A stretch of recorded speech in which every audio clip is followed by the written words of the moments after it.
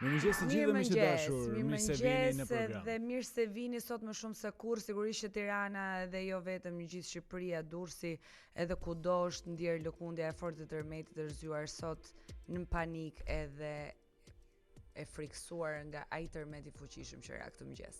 Duke shpresuar që ky mëngjes gjithsesi përpos panikut ju ka gjetur mirë, teksa situata vjen edhe qartësohet sa i takon dëmeve që ky tërmet i orëve të para të mëngjesit të kësaj të marte ka shkaktuar, edhe teksa paniku me kalimin e orëve pritet që të ikë, megjithatë sidomos në rast të tërmetesh, frika ekziston për shkak të ndonjë mundësie përsëritjeje apo ndonjë goditjeje tjetër. Megjithatë, në minutat në vijim do të qëndrojmë me ju për t'ju informuar dhe për të bërë këtë panoramën e përgjithshme mbi të gjitha në qytetet kryesore, aty ku edhe tërmeti ka qenë i pranishëm me pasojat e tij, flitet për Durrës edhe për Thuman, aty vinë raportimet e para ku ka më shumë dëme materiale, disa media kanë raportuar edhe për humbje jetësh, megjithatë rrugës do të jemi në kontakt vazhdueshëm. Dhe nuk e dim ende se si është situata, megjithatë ne do të jemi ashtu siç Isli thot në kontakt gjatë gjithë kohës, do të lidhemi drejt për së drejti me gazetarët tanë cilët ndodhen në vendngjarje edhe në Durrës, edhe në Thuman në fakt për të na treguar se si është situata, do të kemi lidhje direkte nga Tirana për të parë se çfarë ndodh dhe a ka në fakt dëme të cilat ende nuk janë raportuar. Megjithatë vlen që menjëherë të shkojmë tani në një lidhje të drejtë për drejtë nga urgjencat kombëtare, do të flasim për atë se çfarë po ndodh edhe si është situata të paktën e raportuar deri në këtë moment. Do të jetë Skënder Bratajn, shefi i emergjencave civile që do të jetë me ne në këtë lidhje, është pikërisht nga Urgjenca Kombëtare, besoj që duhet të keni informacion në fakt deri tani se çfarë ka ndodhur dhe si është situata. Kështu që duam të dim patjetër nëse ka apo jo të lënduar, megjithatë shpresojmë që të ketë sa më pak të lënduar, të ketë sa më pak viktima që shënohen pikërisht nga ky tërmet që ishte më i fortë se ai i shkuarit të paktën që gjithashtu la një gjurmë të fortë edhe panik shumë të madh të gjithë qytetarët. Skënder, e kemi Skënderin? Skënder, mirëmëngjes. Mirëmëngjesi. Mirëmëngjes. Mirë se vjen në program. Tani do na flasësh pak për situatën edhe informacionet që ju keni. Ku paraqitet situata më e rënduar? Faleminderit, po ajo që thatë ju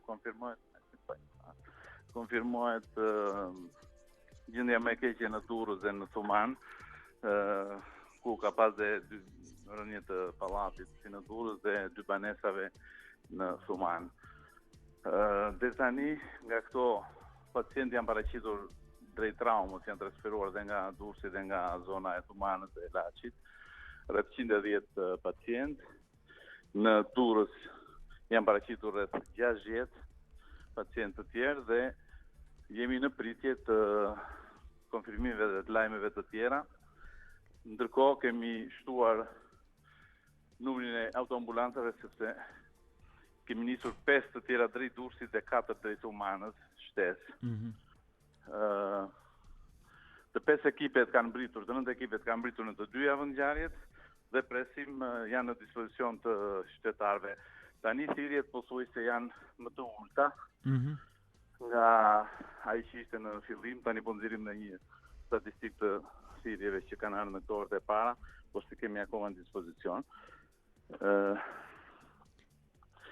Për sa i përket të tjerave janë në dispozicion janë 4 ekipe pranë dy pallateve që kanë një në Durrës tek zona e plazhit dhe një ke afër kryqit të Kuq, ndërsa në Thuman tek të dy banesat janë dy të tjera dhe të tjerat janë në dispozicion të spitaleve të Skënder, në këto orë të para të mëngjesit, mbi gjitha referuar lajmeve që raportojnë gazetarë në terren, ka ende për shkak të magnitudës së madhe edhe tërmetit fort, ka patur shembje shtëpish edhe raportohet për njerëz që janë ende në rënoja, që do të thotë gatishmëria është në maksimum edhe duke shpresuar që nuk do të ketë lënduar edhe një gjendje të rëndë, por pritet që edhe situata të qartësohet apo jo? Nuk kemi ende një informacion zyrtar se sa të lënduar dhe deri në ç'grad.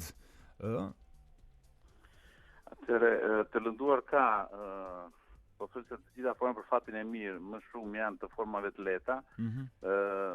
Nga të zënat që kemi deri tani, nga zonat umane që paraqitet më keqe, mund të jenë 4 viktima dhe 1 në Durrës. Ndërsa për të tjerat jemi akoma në fazë vlerësimi.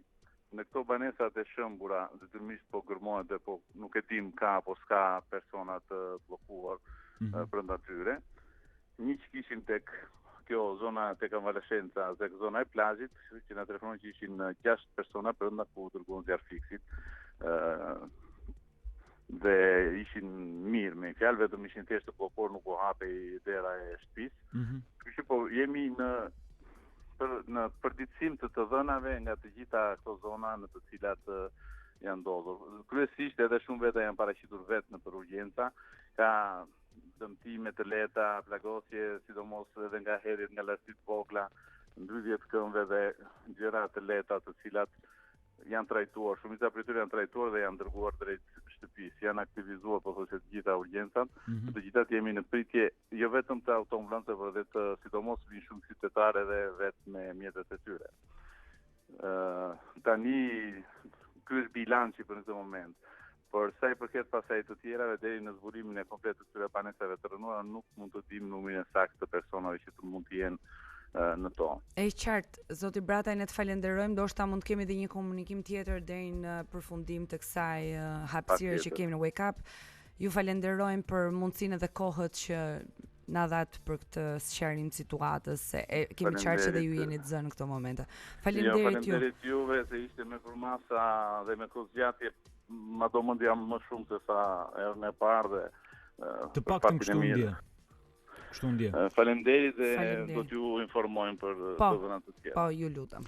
Ditë mbar, punë të mbar mbi gjitha, në një ditë që nuk është si e zakonshme, por aq kohë sa rreth orës 4:10 për të qenë plus minus të sakt. Kështu zgjuam sot me një lëkundje tërmeti e cila nuk mund të linte duket dhe në fakt ishte tërmeti i dytë i Islisë, të paktën kishte patur një lëkundje të fortë, po sigurisht duke qenë në orët e para të mëngjesit, shumë pak e kanë ndjerë edhe shumë pak janë vënë alarm për atë se çfarë mund të pritej edhe pak më vonë, pikërisht në orën pas orës 4 të mëngjesit, kur u shënua dhe tërmeti i dytë i fortë, më pas u vijua ashtu siç përgjithsisht parashikohet edhe nga seizmologët, nga një i tretë që u ndje pak më pak, por sigurisht që paniku tashmë ishte krijuar. Ndërkohë që ka një njoftim që duhet ju a bëjmë dije në këto momente.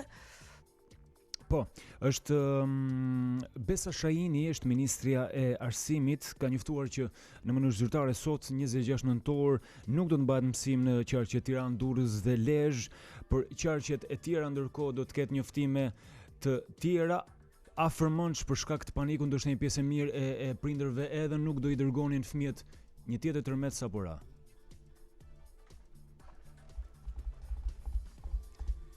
Okej. Ndërkohë që Andi ne kemi në lidhje live direkt nga Durrësi dhe në fakt atje shpresoj dhe ndërkohë vijon të tundet. Vijojnë ende lëkundjet. Po. Të paktën këtu në piramidë u ndjen goxha.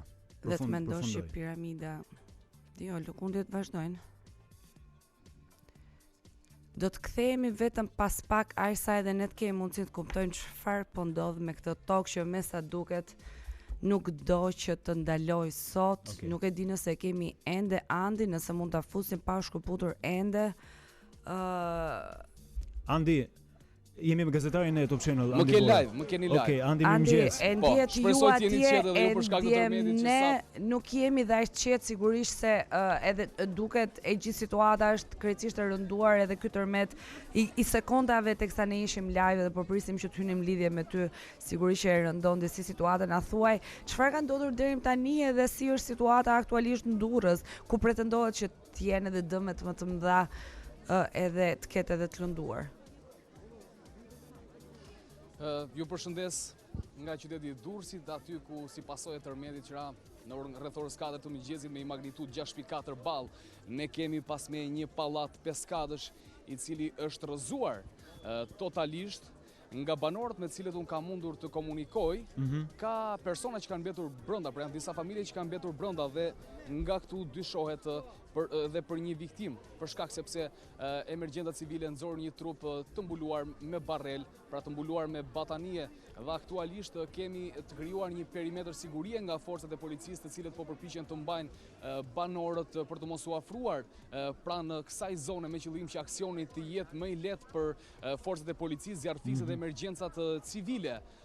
Duhet thonë se kemi pasur dhe personat plagosur pasi me njëri prej banorëve me cilët unë komunikova, i cili banonte pikërisht në këtë pallat, kishte mundur të dilte, ishte plagosur në disa pjesë të trupit, kishte marrë ndihmë mjekësore, por fatkeqësisht kishte familjarët e tij të cilët kishin mbetur të bllokuar brenda dhe tha që unë arrit të dëgjoj zërat e disa prej tyreve, po jo me të gjithë kishte arritur të komunikonte. Duhet thonë se si pasojë e kësaj situate vërtet të vështirë, rreth një orë më përpara ne kishim kryeministrin e vendit zotin Edi Rama, ministrin e brendshëm Skënder Leshaj, drejtorin e përgjithshëm të policisë së shtetit Andi Beliu, si edhe drejtorin e emergjencave civile zotin Aki Çaku, të cilët ishin prezent. Ndërkaq ka qenë vetë drejtori i përgjithshëm i policisë së shtetit Andi Beliu, i cili ka bërë të mundur koordinimin e trupave të policisë për këtë aksion, le ta quajmë aksion shpëtimi për personat që kanë mbetur të bllokuar. Duhet thonë se situata paraqitet problematike edhe në disa pjesë të tjera të qytetit të Durrësit, siç është zona e plazhit, pasi dhe atje kemi pasur një godinë të shembur, pashtu ka pasur edhe dëmtime strukturore në një sër godinash në qytetin e Durrësit për shkak të forcisë dhe shkallës madhe të këtij tërmeti 6.4 ball. 6.4 ball për shkak se godina që është shembur edhe që për fat keq ka shënuar edhe ka shkaktuar një viktim, pra që sa ju thoni keni parë me sy tuaj që ka patur një trup të mbuluar që ka dalë nga rrënojat, edhe policia ka shoqëruar. Bëhet fjalë për një ndërtesë të ulët, jo shumë të lartë, për të kuptuar pak edhe për shkak të masisë objektit edhe lartësisë sa me rrezik mund të ketë qenë, edhe sa me rrezik mund të jetë ende nëse vijojnë lëkundjet sikurse e përjetuam dhe disa çaste më parë. Duhet thënë se pallati ka qenë një pallat peskatësh, operatori ynë mund të na ndihmoj me këtë plan. Si shihet, pra ne kemi aktualisht një pallat peskatësh dhe në krahun e djathtë, pra ka qenë edhe pallati që është rrëzuar. Duhet thënë se nuk është një lartësi e konsiderueshme për të krijuar rrezik, por që me sa duket ka qenë struktura e tij, le të themi e dobët, e cila nuk ka mundur t'i bëjë dot rezistencë këtij tërmeti, duke e shkatruar komplet, pra dhe duke e kthyer në gërmalla, ku fatkeqësisht kemi edhe persona që kanë mbetur të bllokuar. Okay. Ndërkaq që në këtë zonë ku jemi ne, që është pranë stadiumit të qytetit, ky është pranë ndërtesa e vetme e cila është shembur, por ka dhe dëmtime strukturore në godina të tjera.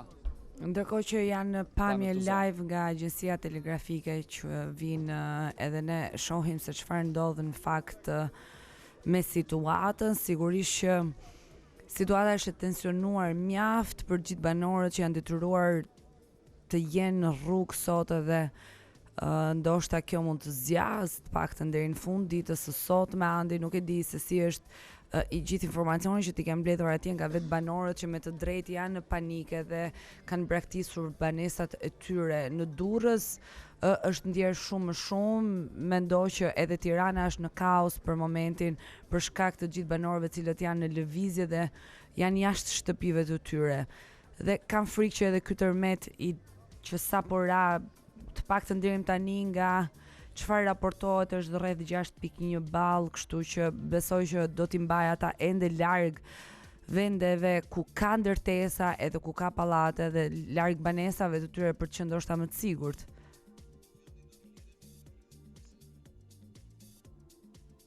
Policisë tashmë pak më herët në këtë transmetim të drejtë për drejtë po dëgjoj që po kërkonin që banorët kur tërmeti po kërkonin që të shkonin tek fusha, pra sepse ne këtu jemi pranë stadiumit të qytetit, aty ku edhe në tërmetin e datës 21 shtator Ministria e Mbrojtjes ngriti disa çadra me qëllim strehimin e personave të cilët kishin probleme me banesat e tyre dhe që do mund të qëndronin për disa ditë me radhë në çadrat pra që ngriti Ministria e Mbrojtjes. Kam përshtypjen që do të jetë praktikisht e njëjta strategji që do të ndiqet nga Ministria e Mbrojtjes, pra ngritja e çadrave në stadiumin e qytetit të Durrësit, me qëllim që patjetër, dhe kjo do të jepte mundësi dhe shumë lehtësi banorëve të cilët kanë probleme me godinat e tyre dhe me shtëpitë e tyre të mund të strehohen, derisa le të themi të kemi një situatë më të qetë për sa i përket tërmeteve, por që edhe qeveria normalisht të angazhohet. Ne do të shkëputemi për pak bashkë dhe do të jemi sërish në një lidhje direkte për të parë minutë pas minutat se çfarë ndodhi, si është situata, sidomos dhe në Durrës, kështu që do dëgjojmë për pak, pasi tani do të shkojmë në një tjetër lidhje direkte.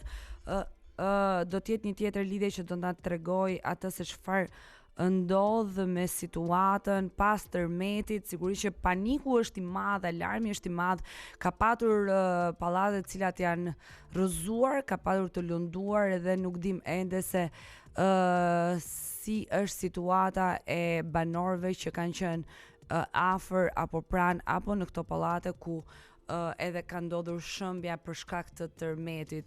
Është një situatë me të vërtet e rënduar këtë mëngjes që na zgjoi pikërisht me këto lëkundje të forta të këtij tërmeti që ishte edhe më i fortë se ai i shkuari, që duhet thënë që panikun e pati të fortë, tensioni ishte i fortë, edhe pse s'pati dëme të mëdha të raportuara, dëme kryesisht të vogla materiale ekonomike, në fakt kësaj here duket sikur ishte edhe më e dhimbshme situata pas tërmetit, me atë lëkundje të fortë, me të shënuar të paktën 6.4 ball krahasimisht me 5.7 dhe 5.8 që ishte tërmeti raportuar në shtator, që gjithashtu krijoi shumë panik. Një tjetër tërmet sapo ra teksa ne ishim transmetime dhe u lidhe me Andi në Durrës, i shënuar gjithashtu rreth 5.3 ball. Ri-updatohen gjithmonë të dhënat për qenë të saktë, paktën nga ato aplikacione të cilat pretendojnë se kanë një informacion të saktë pas lëkundjeve. Ne do ndalim vetëm për pak publicitet dhe rikthehemi shumë shpejt në një tjetër lidhje direkte për të parë se çfarë ndodh aktualisht me qytetarët që mund të jenë të lënduar pikërisht nga dëmet e shkaktuara nga tërmeti. Rikthehemi në program miq, jemi live me situatën pas tërmetit, nuk mund të themi sepse një të tillë goxha të fortë ndiem edhe në transmetim live vetëm pak minuta më parë, kështu që jemi në gjendje gatishmërie për të marrë informacion dhe për ta sjellë tek ju kudo ku jeni, ama teksa patëm një lidhje telefonike me Skënder Bratajn, që është shefi Urgjencës Kombëtare, për të mësuar një numër përafërsisht të saktë të personave të lënduar, edhe fatkeqësisht ka patur dhe viktima të cilët janë konfirmuar si pasojë e shembjes ndërtesave. Patëm edhe një lidhje me Andi Borën, kolegun ton, i cili ndodhet në Durrës pranë një ndërtese, pranë një pallati disa katësh, i cili është shembur edhe për fat keq ka shkaktuar një tjetër viktim. Vetëm pas pak sjellim edhe një informacion të përdisuar sa i takon 3 viktimave të paktën që janë të konfirmuara zyrtarisht, për fat keq duhet thënë. Kemi në Thuman ka shkuar Muhamet Veliu, kolegu ynë gazetar, nëpërmjet lidhjes telefonike flasim me të. Mirëmëngjes Meti. Mirëmëngjes. Meti, çfarë informacionesh na sjell nga Thuman, aty ku është edhe epiqendra e gjithë kësaj? Ishte në Thuman janë 2 pallate të cilat janë të shëmbë. Dëgjohesh shumë keq në fakt Meti, edhe me zor arrim të kuptojmë atë se çfarë tipo na sqaron këtë mëngjes drejt për së drejti nga Thumana. Ndoshta duhet të kemi një verifikim të lidhjes telefonike sa për të qenë zëri më i pastër në mënyrë që të kuptojmë edhe të gjithë raportimin. Meti, na dëgjon edhe një herë? Meti, të dëgjojmë. Meti, jemi live, të dëgjojmë, nëse ti na dëgjon. Okej, përpiqemi të lidhemi me Metin teksa japim informacion tek faqja e topvizchannel.tv. 3 janë personat e konfirmuar deri më tani që kanë ndruar jetë si pasojë e tërmetit fuqishëm. Është Kristi, studente e vitit 3 mjekësisë, raporton Top Channel, është konfirmuar viktima e parë në pallatin Sakatës që u rrëzua në zonën e Kryqit të Kuq në Durrës.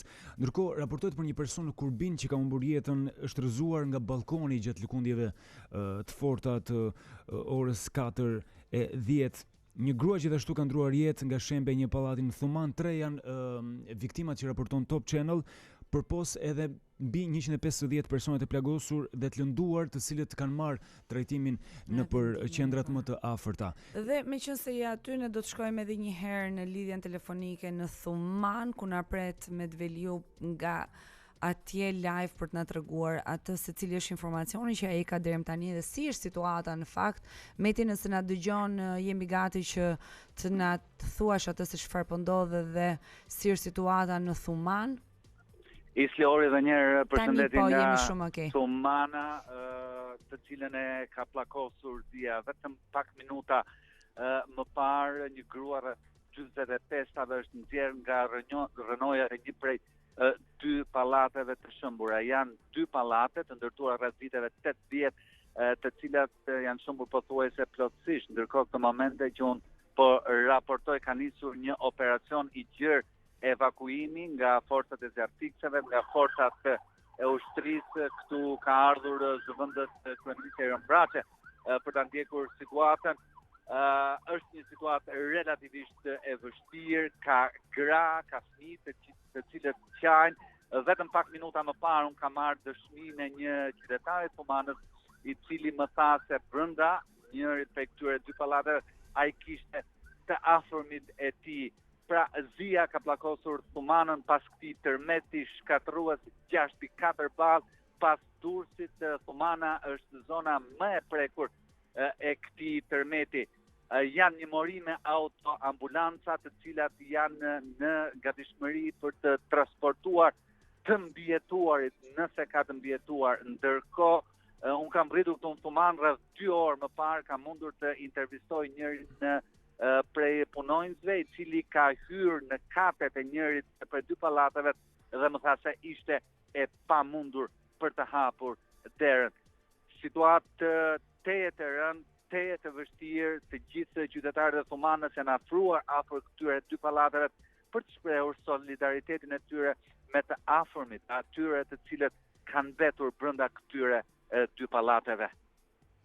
Meti, ka raportime se deri më tani për personat që kanë deklaruar të afërmit që nuk i kanë ende dhe janë në rënoja, po informacione tjera për ndonjë bllokim të mundshëm apo urgjenca kombëtare i ka në monitorim personat që rezultojnë të humbur dhe që pretendohet se mund të jenë në rënoja apo të bllokuar disi. Isli është e vështirë të flasim me statistika, të flasim me numra përballë kësaj situate. Operacionet e shpëtimit vijojnë në këto dy pallate, siç do unë theksova, kam mundur të marr dëshminë e një banori Thumanës i cili më tha që kishte motrën me 2 fëmijë dhe bashkëshorten e saj brenda një pallati, ndërkohë një prej fëmijëve ishte mundur të nxirrej dhe është në Spitalin e Traumës në Tiranë. Ky është ajo çfarë mund të përcjell për sa i përket situatës këtu. Meti, besoj që ne do të lidhemi bashkë sërish në lidhje telefonike, në mos në lidhje direkte për të na thënë nëse në vijim do të ketë ndonjë lajm që të paktën të ketë të shpëtuar të shumtë edhe sa më pak të lënduar në fakt nga rënojat që ende vijojnë të Shpresojmë. Ajo që mund të them ore është se siç e thash në fillim të këtij raportimi, Thumanën e ka pllakosur zia. Të gjithë qytetarët janë me lot, madje. Edhe unë jam prekur momentet kur kam intervistuar një të afërm i cili qante dhe kërkonte motrën me fëmijët, me bashkëshorten e saj, të mbetur brenda njërit prej dy pallateve të këtu në Thuman.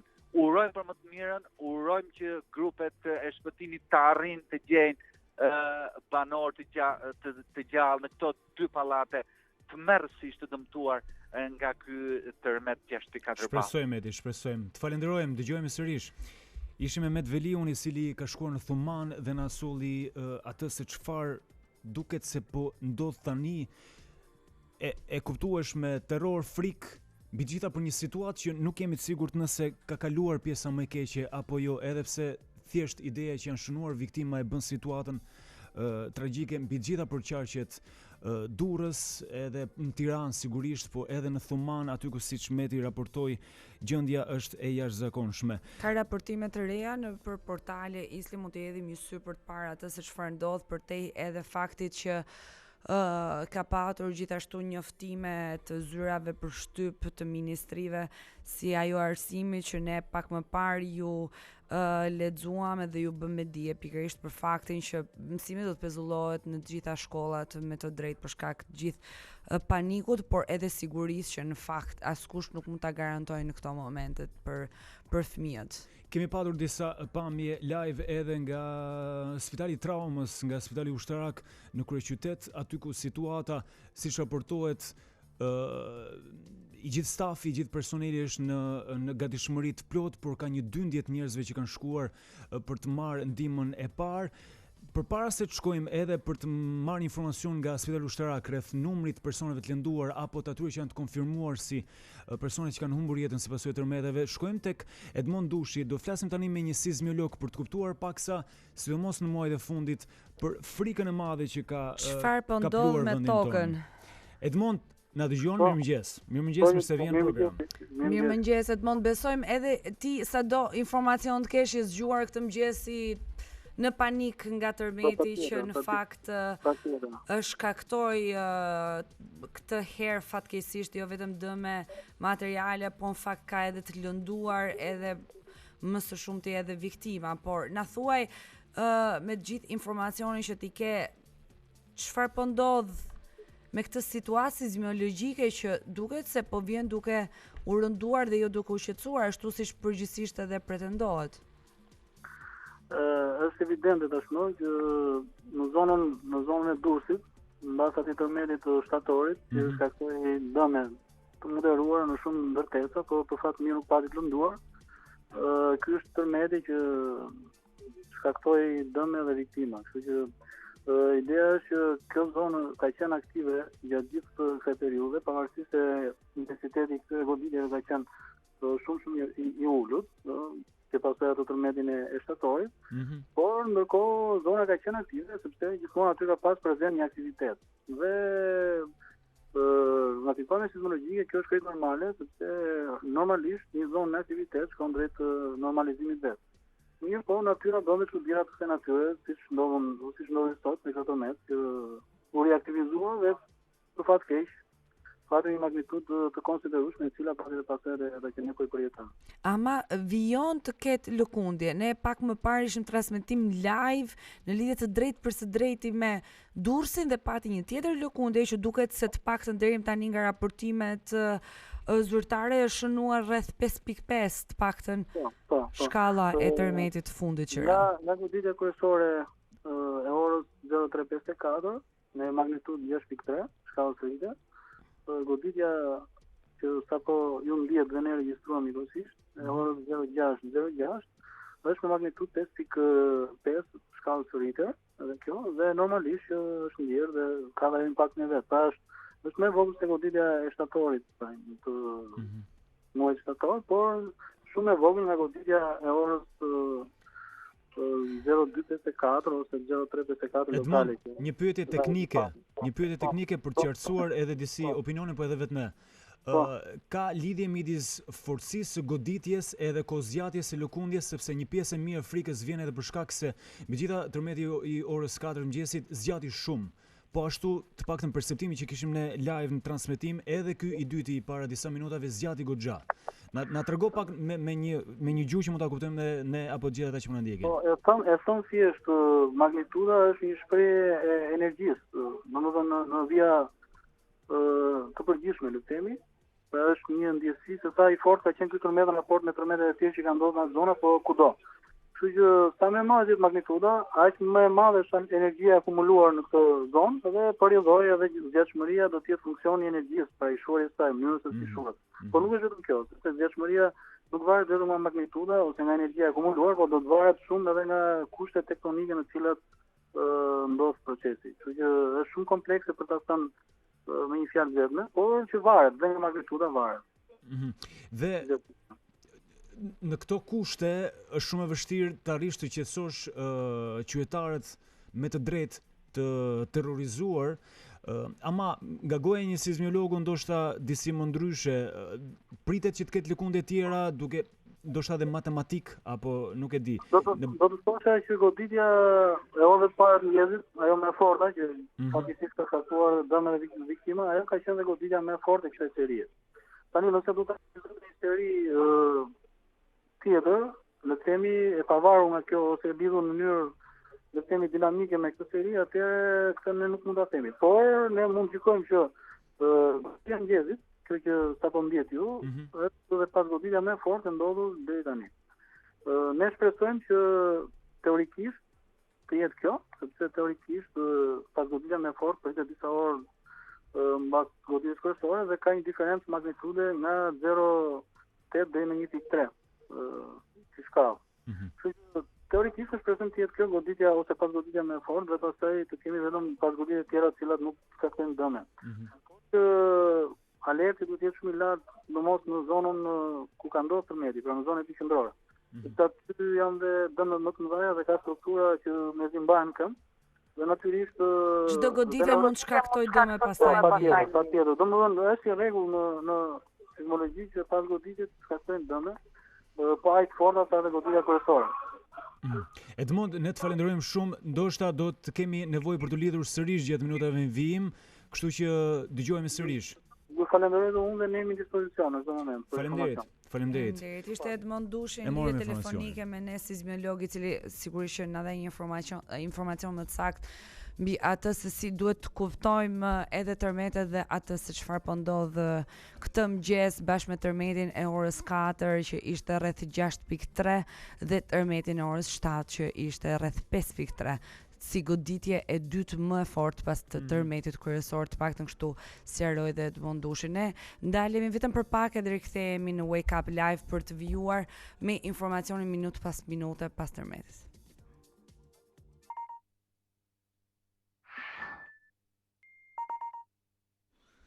Rikthehemi në program, ora shënon 7:42 minuta, sikurse keni ndjekur, jemi në transmetim të drejtë për drejtë për t'i kushtuar kohë informacioneve që vijnë nga zonat e prekura nga tërmeti pa diskutim. Do përpiqemi rrugës të marrim informacion zyrtar edhe rreth numrit sakt personave që janë paraqitur pranë spitalit ushtarak për të marrë ndihmën e shpejtë, sikurse është raportuar deri tani sipas portalit të Top Channel, topvischannel.tv, aty ku do të shkojmë tani edhe për të paktën për fat keq 3 të vdekur. Janë disa lajme që vijnë kushtuar tërmeti, sigurisht që portalet dhe faqet e para janë të dedikuara përditësimit dhe informacionit që vjen minut pas minuti.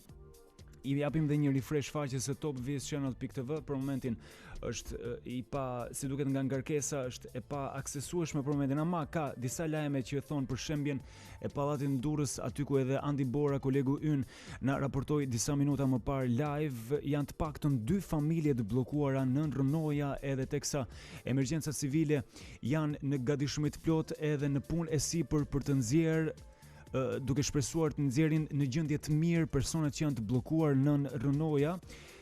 Ndërkohë janë regjistruar 7 tërmete të tjerë pas tërmetit fuqishëm të orës 4 të mëngjesit. Një pjesë e mirë e lajmeve sigurisht që i rezervohen goditjeve të forta sismike me të cilat u zgjua Durrësi, Tirana, Thumana, por edhe qarqet përreth. Ka dhe informacione të tjera tek cilat ndoshta nuk do të ishte e vendit të ndaleshim, ama riprovojmë edhe një herë faqen e Top Channel për të vijuar më pas edhe me portalet e radhës. Ja këtë kemi. Tek informacionet e përditësuara kanë nxirret një tjetër trup i pajet në Thuman, shkon në 4 numri viktimave.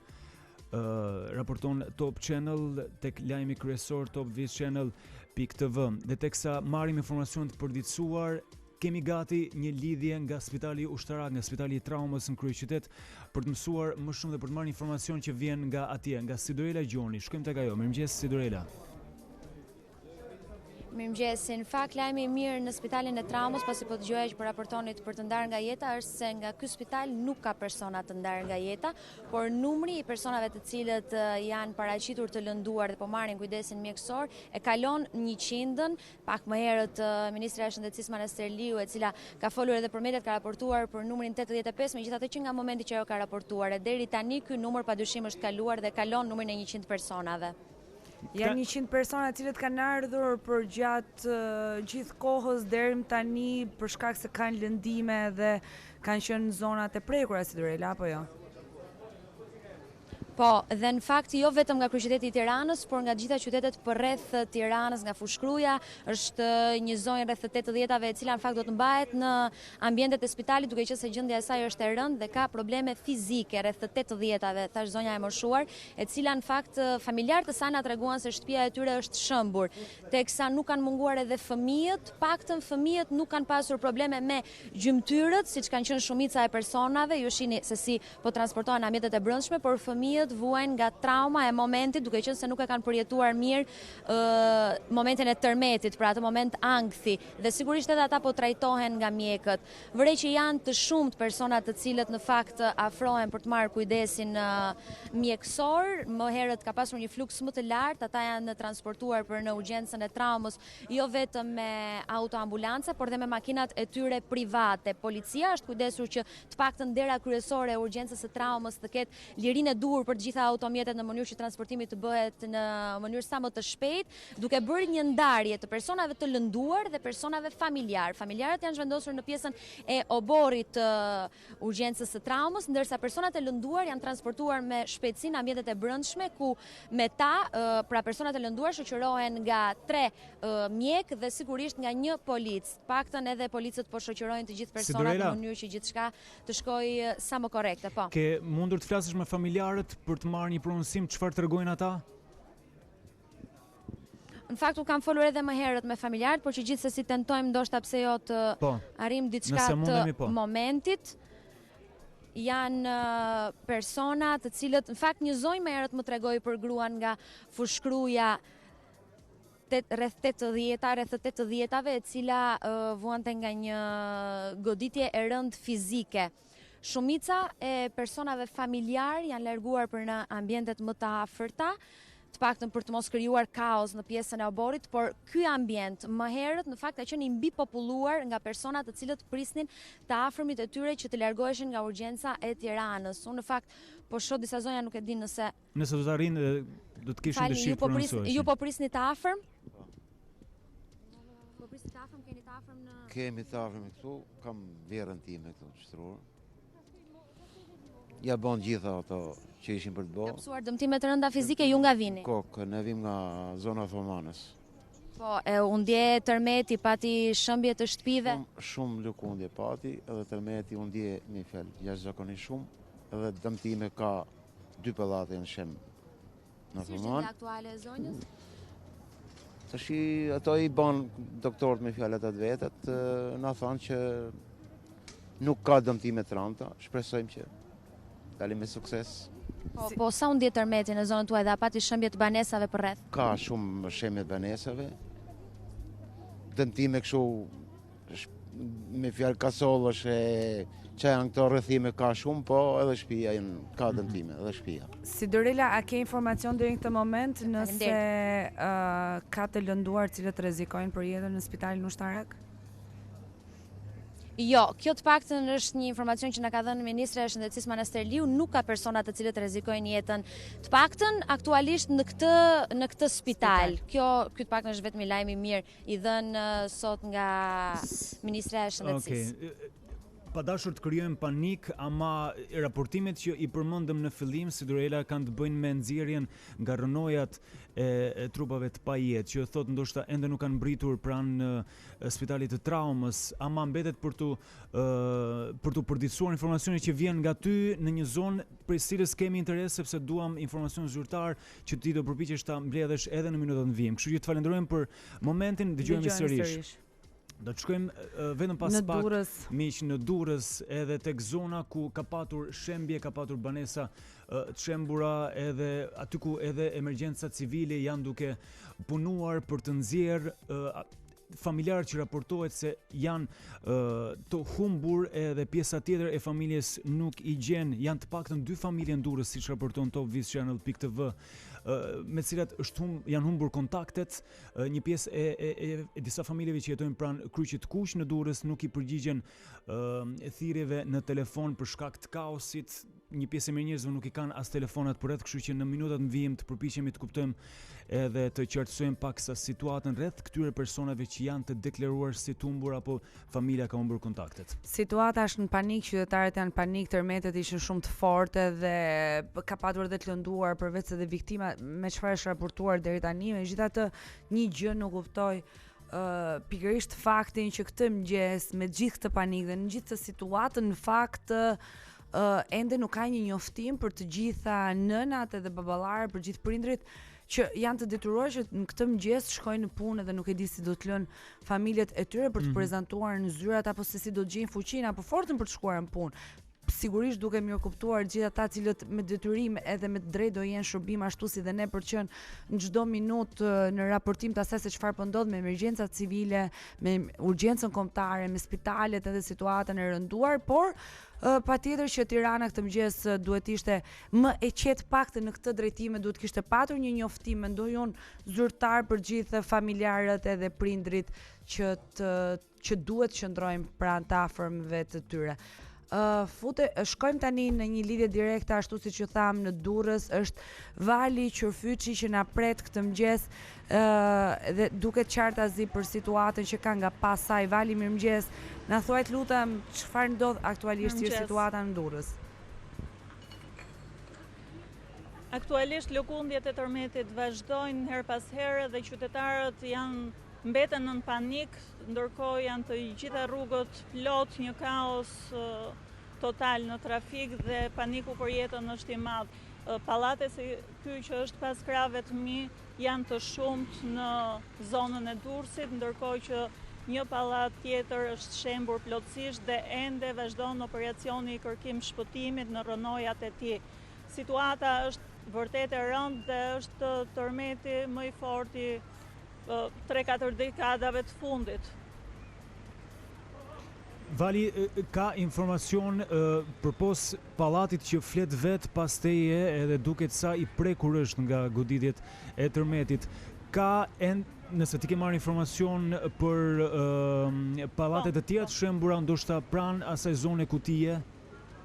Banesat dëmtuara edhe rrezik për jetë. Në lagjen 18 është plotësisht i shembur një pallat 7 katësh, ku kanë shpëtuar vetëm banorët e kateve të larta, pasi shkëputja e pallatit, shembja e pallatit ka qenë nga lart poshtë, ndërkohë të gjithë familjarët që ndodheshin në katet e para të këtij pallati, i cili kishte edhe një klub në katin e parë të tij, janë ende brenda në rrënoja dhe po punohet për nxjerrjen e tyre. Për fat keq është nxjerrë edhe trupi i pajet i një të reje. Vajzëre, shpresojmë që mos ketë viktima të tjera edhe pse flitet për të vdekur të tjerë në rrënojat e atij pallati në lagjen 18 të qytetit. Këtu jemi në lagjen 17, pranë rrugës Hysen Kortusha. Flitet edhe për hotele, në zonën e plazhit ka të tjera objekte të dëmtuara. Është një panik i vërtet. Familjarët kanë frikë të kthehen në banesat e tyre, të cilat janë shkatruar plotësisht, domethënë, shumë banesa janë shkatruar. Vali, teksa ti përcjell informacion edhe i lutemi dhe operatorit të bëjë një qarkullim të kamerës për të parë pak edhe zonën përreth. Jo vetëm pallatin që është shumë i qartë, që është realisht shumë i dëmtuar, një pallat disa katësh që ndodhet pas valit që raporton këtë mëngjes nga lagja 17 në qytetin e Durrësit. Dhe teksa, po. Është një pallat 12 katësh në fakt ky, ndërkohë që edhe më tutje mund të shihni inertet që kanë zënë krejt trotuarin. Ne më vonë do të lëvizim edhe në të tjera zona ku pasojat e tërmetit janë të dukshme dhe të frikshme. Vali, informacionin mbi që dëmët janë vetëm materiale. Informacionin mbi një jetë të humbur që ti raportove pak më parë, e ke zyrtar? Ne ishim aty prezent kur trupi doli nga rrënojat e pallatit. Shpresojmë që u tha që është e vdekur, megjithatë le të shpresojmë mrekullitë e Zotit, pasi Vali, të falenderojmë dhe besoj do të jemi bashkë. Po këtë mëngjes pa diskutim që po në fakt të gjithë syt i kemi te Zoti. Vali, do të lidhemi sërish me sigurinë në vijim për të parë edhe për të marrë tjera informacione mbi situatën në Durrës, ku në fakt është ndjerë më shumë edhe dëmet janë më të mëdha, ashtu siç edhe Vali gazetarja jonë nga Durrësi raportoi këtë mëngjes. Po, ndërkohë, studio si është bashkuar edhe Kloto Mori, kolegu gazetar i Top Channel. Klodi, mirëmëngjes. Mirëmëngjes. Mirëmëngjes, Faleminderit që këtë mëngjes me ne, edhe do të qëndrojmë bashkë për të mësuar dhe për të raportuar, për të marrë informacione dhe për të shpërndarë tek ata që po na ndjekin rreth çdo gjë që ndodh pas goditjeve të forta të tërmetit. Njërin e ndjem live, nuk e di ti ishe në lëvizje duke ardhur për këtu apo ishe pranë ambienteve të? Isha pranë ambienteve të në piramid. Është një situatë dramatike dhe pamjet që ne po përcjellim moment pas momenti e tregojnë më së miri se çfarë horrori është në rrugë. Fatkeqësisht tashmë duket se kemi dhe jetë të humbura, ka patur edhe një njoftim nga kryeministri që në rrjetet sociale që ka jetë të humbura. Le të shpresojmë që numri i tyre të jetë sa më i vogël dhe në këtë moment ajo e rëndësishme është që strukturat ose e gjithë vëmendja e strukturave dhe përpjekjet e tyre duhet të jenë të fokusuara tek shpëtimi i jetës së njerëzve, sepse kemi njerëz në rënoja dhe ajo që mbetet është të shpresohet që numri i viktimave të jetë sa më i ulët. Nga emergjenca civile nuk ka patur pronësim ende për shkak se ata janë në punësi, por edhe situata e kërkon një gjë të tillë, kështu që kanë konfirmuar që janë duke punuar mbi gjitha me forcë të plotë për të nxjerrë ende ata banorë të cilët janë në rënoja, dhe kur flasim për rënoja janë pamjet që flasin qartë përpos gjithë informacionit që ne marrim. Pamjet që po shohim tani janë pamje xhiruar në Thuman, edhe kuptohet përveç fjalëve edhe nëpërmjet pamjeve se sa i fortë ka qenë tërmeti aty dhe çfarë momentesh terrori mund të kenë kaluar banorët atje. Ne do të shkëputemi vetëm pak edhe rikthehemi në studio për të marrë më shumë informacion edhe për të përcjell gjithë punën që po bëhet aktualisht, jo vetëm në zonat më të prekura nga tërmeti, por edhe pranë Spitalit të Traumës. Aty kemi nevojë për të marrë më informacion zyrtar. Vetëm pas pak. Tani janë lajmet orës 8 nga Top Albania Radio, merrni informacion dhe aty. Flash në Top Albania Radio. Mbete dramatike situata nga tërmetet e orëve të fundit në vend, 2 më të fortë të magnitudave 6.4 e 5.4 të shkallës Richter që u regjistruan në 3:54 dhe 7:08 minuta të mëngjesit, me epiqendra pranë Durrësit. Siç dhe jeni informuar hap pas hapi në raportime direkte të gazetarëve në emisionin Wake Up në Top Albania Radio e Top Channel, Durrësi e Thumana janë më të prekurat nga pasojat. Zyrtarisht 3 janë viktima, 2 në Thuman e 1 në Durrës, ndërsa në qytetin bregdetar dyshohet për një tjetër person të pajet. Në Durrës e Thuman shembën 3 pallate. Ekipet e emergjencës po kërkojnë në rënoja. Dëmet të shumta raportohen dhe në kryeqytet, por fatmirësisht nuk ka viktima. Në urgjencën e Spitalit të Traumës në kryeqytet, deri tani janë paraqitur mbi 100 persona për të kërkuar ndihmë mjekësore. Të lënduarit të gjithë janë jashtë rrezikut për jetën dhe vinë nga zona të ndryshme të vendit, jo vetëm nga Tirana. Në këtë spital ishte sot dhe presidenti i Republikës, Ilir Meta, theksoi rëndësinë që në këtë situatë të qëndrohet pranë njerëzve në nevojë. Më pas kryetari i shtetit ju drejtua Thumanës, ku gjendet dhe në këtë momente. Pasi u njoh nga afër me situatën në Durrës, kryeministri Rama reagon me një mesazh në Twitter. Goditja e fuqishme e tërmetit ka krijuar pasoja të rënda dhe fatkeqësisht kemi jetë të humbura. Të gjitha strukturat e shtetit janë në këmbë, qysh në momentet e para pas goditjes. Punohet intensivisht për të shpëtuar çdo jetë të mundshme në disa pika fatale në Durrës e Thuman. Është një moment dramatik ku sidoqoftë duhet të ruajmë me çdo kusht qetësinë, të qëndrojmë pranë njëri tjetrit e ta përballojmë këtë goditje së bashku, shkruan kryeministri Rama. Ndërsa në vend vazhdon aktiviteti sismik që rreth orës 4 të mëngjesit kulmoi me tërmetin me magnitudë 6.4 të shkallës Richter, Ministria e Arsimit ka pizulluar mësimin ditën e sotme në qarqet Tiranë dhe Durrës. Sot nuk do të mbahet mësim në qarqet e Tiranës dhe të Durrësit, për qarqet e tjera ju njoftojmë në vijim, shkruan Ministria Besa Shahini në Facebook. Ndërkaq kjo ishte një përmbledhje informacioneve të deri tanishme nga situata e tërmeteve në vend. Për të rejat më të fundit, vazhdoni të qëndroni me emisionin Wake Up në Top Albania Radio dhe Top Channel. Kjo është Top Albania Radio. Lajmet në internet në adresën www.topalbaniaradio.com.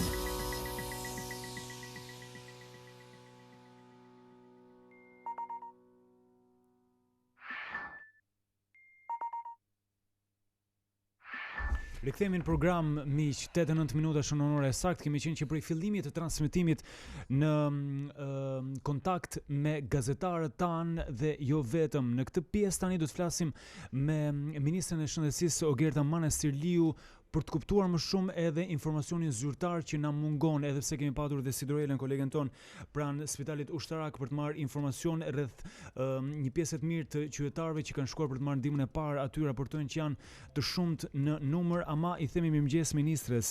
Mirëmëngjes. Përshëndetje. Mirëmëngjes. Ku ndodhesh aktualisht? Aktualisht apo la spitalin e Traumës, jam për të vajtur në spitalin e Durrësit për të parë situatën. Në spitalin e Traumës aktualisht janë rreth 135 qytetarë që kanë marrë shërbimin deri tani, janë konfirmohen 12 shtrime, kanë marrë trajtimet mjekësore dhe një pjesë e tyre kanë lënë spitalin pas trajtimeve që kanë marrë. Një pjesë e tyre mbeten janë të shtruar pra në pavionet e spitalit të Traumës, ndërkohë në spitalin e Durrësit raportohet gjithashtu 135 qytetarë janë të lënduar, pra kanë marrë shërbime aty. Më informojnë që janë paraqitur dhe 5 raste të tjera në këto minuta. Janë të shumë qytetarët që kanë ardhur me fraktura për të marrë shërbime, gjithashtu edhe qytetarë që janë paraqitur me gjendje ankthi apo paniku që shoqëron normalisht këto situata. Në QSUT gjithashtu kemi patur raste qytetarë cilët janë referuar dhe kanë marrë shërbim, janë dhe rreth 60 raste të konfirmuara në QSUT. Ekipet e urgjencës kombëtare janë në terren me të gjithë qendrën e koordinimit të urgjencave, e cila raporton më shumë se 390 thirrje në qendrën kombëtare të urgjencës, 197 thirrje kanë qenë deri para pak minutash vetëm nga qyteti i Durrësit, ndërkohë që janë realizuar 98 misione të shpëtimit, pra të referimit të shpëtimit dhe referimit të dëmtuarve, të lënduarve në spitalin e Traumës dhe në spitalin e Durrësit. Cili ka qenë dëmtimi më i madh që është paraqitur pranë qendrave? Një rast në traumë, i cili është në monitorimin e mjekëve, është kryer ndërhyra kirurgjikale me një hematom në kokë. Ka ardhur dhe një rast tashti të një gruaje 31 vjeçare që ka ardhur me dëmtime, është në sallë në momentet që flasim dhe është duke kryer pra gjithë ato protokolle mjekësore. Spitalet janë në gjendje sigurisht të gatishmërisë me ekipe të përforcuara dhe janë pra në pritje me ekipe të shtuara për çdo rast të ri që mund të paraqitet. Me numrin e lartë të njerëzve që paraqiten për të marrë ndihmë mjekësore, kemi ne kapacitetet për të përballuar këtë fluks, se bëhet fjalë për një numër që edhe shtohet? Po, aktualisht kemi shtuar kapacitetet tona edhe në urgjencën e Traumës, janë shtuar shtretrit në urgjencë për të përballuar këtë situata. Sigurisht janë situata për cilët ne aktivizojmë protokolle të cilat i kemi të miratuara, pra në raste të emergjencave aktivizojmë protokolle të emergjencës, janë aktivizuar në të gjithë spitalet. Personeli që është më i rëndësishmi është i shtuar, pra dhe me mjek dhe me infermier, cilët janë paraqitur në momentet e para për të ndihmuar. Situata në traumë, ku edhe rastet të paraqitura janë më të shumta në numër, është nën kontroll. Sigurisht tani vëmendja maksimale është tek të lënduarit për të dhënë të gjithë ndihmën e nevojshme për të trajtuar sipas protokolleve në këto raste dhe për të garantuar sigurisht jetën e tyre, që është më e rëndësishme. Ndërkohë ekipet e urgjencës kombëtare janë në koordinim me ekipin e emergjencave civile në terren për rastet e terrenit, të cilët janë duke u transportuar në spital dhe raste ende vijojnë të vinë. Zonja Manastirliu, kemi një pyetje që vjen nga studioja nga kolegu ynë gazetari Klotomorri. Zonja ministre, përshëndetje. Nga informacionet që na vijnë nga terreni, duket se fatkeqësisht kemi jetë të humbra. Edhe kryeministri e ka konfirmuar përmes një mesazhi në rrjetet sociale që ka jetë të humbra. A keni një informacion se sa është deri tani numri i konfirmuar i viktimave? Fatkeqësisht kemi jetë të humbura, një bilanc të raportit të viktimave shumë shpejt do të jetë zyrtar nga emergjenca civile. Raportoj që në Spitalin e Traumës nuk kemi jetë të humbura fatmirësisht, pra të gjithë kanë ardhur dhe kanë marrë shërbime në kohë. Sigurisht që rastet për fat keq ka patur humbje të jetës, po bëhet një bilanc dhe shumë shpejt do të kemi një informacion zyrtar. Spitalet janë në gatishmëri për të dhënë gjithë ndihmën e nevojshme, ndihmën e parë mjekësore që është e rëndësishme që jepet në terren, dhe terreni në këto momente është duke u monitoruar me ekipe të shtuara të urgjencës, të emergjencës civile, pra të gjithë jemi duke punuar në koordinim me njëjtin. Sigurisht kërkohet një solidaritet maksimal edhe mirëkuptim i të gjithë edhe i qytetarëve në rast parë për të kaluar këtë moment të parë të dëmeve edhe për të dhënë gjithë secili kontributin e tij dhe për të kaluar këtë situatë të vështirë. Ka patur një solidarizim edhe nga spitalet private, siç na komunikojnë, bigjeta Spitali Amerikan ka hapur dyert për dhënë trajtim mjekësor dhe shërbim falas. Edhe higieja, edhe higieja i bashkohet. Të gjithë janë të solidarizuar, spitalet publike, spitalet jo publike, qendra qendrore në Tiranë, qendra qendrore në Durrës janë të gjitha të hapura, poliklinikat gjithashtu.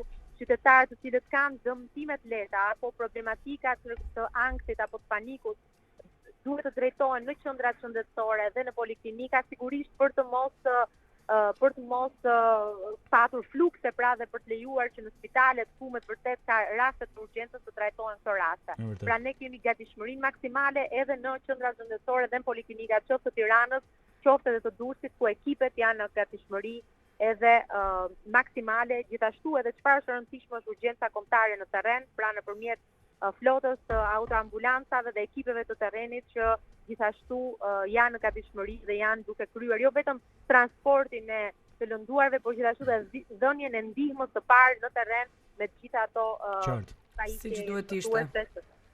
Faleminderit zonja ministre për këtë lidhje në program.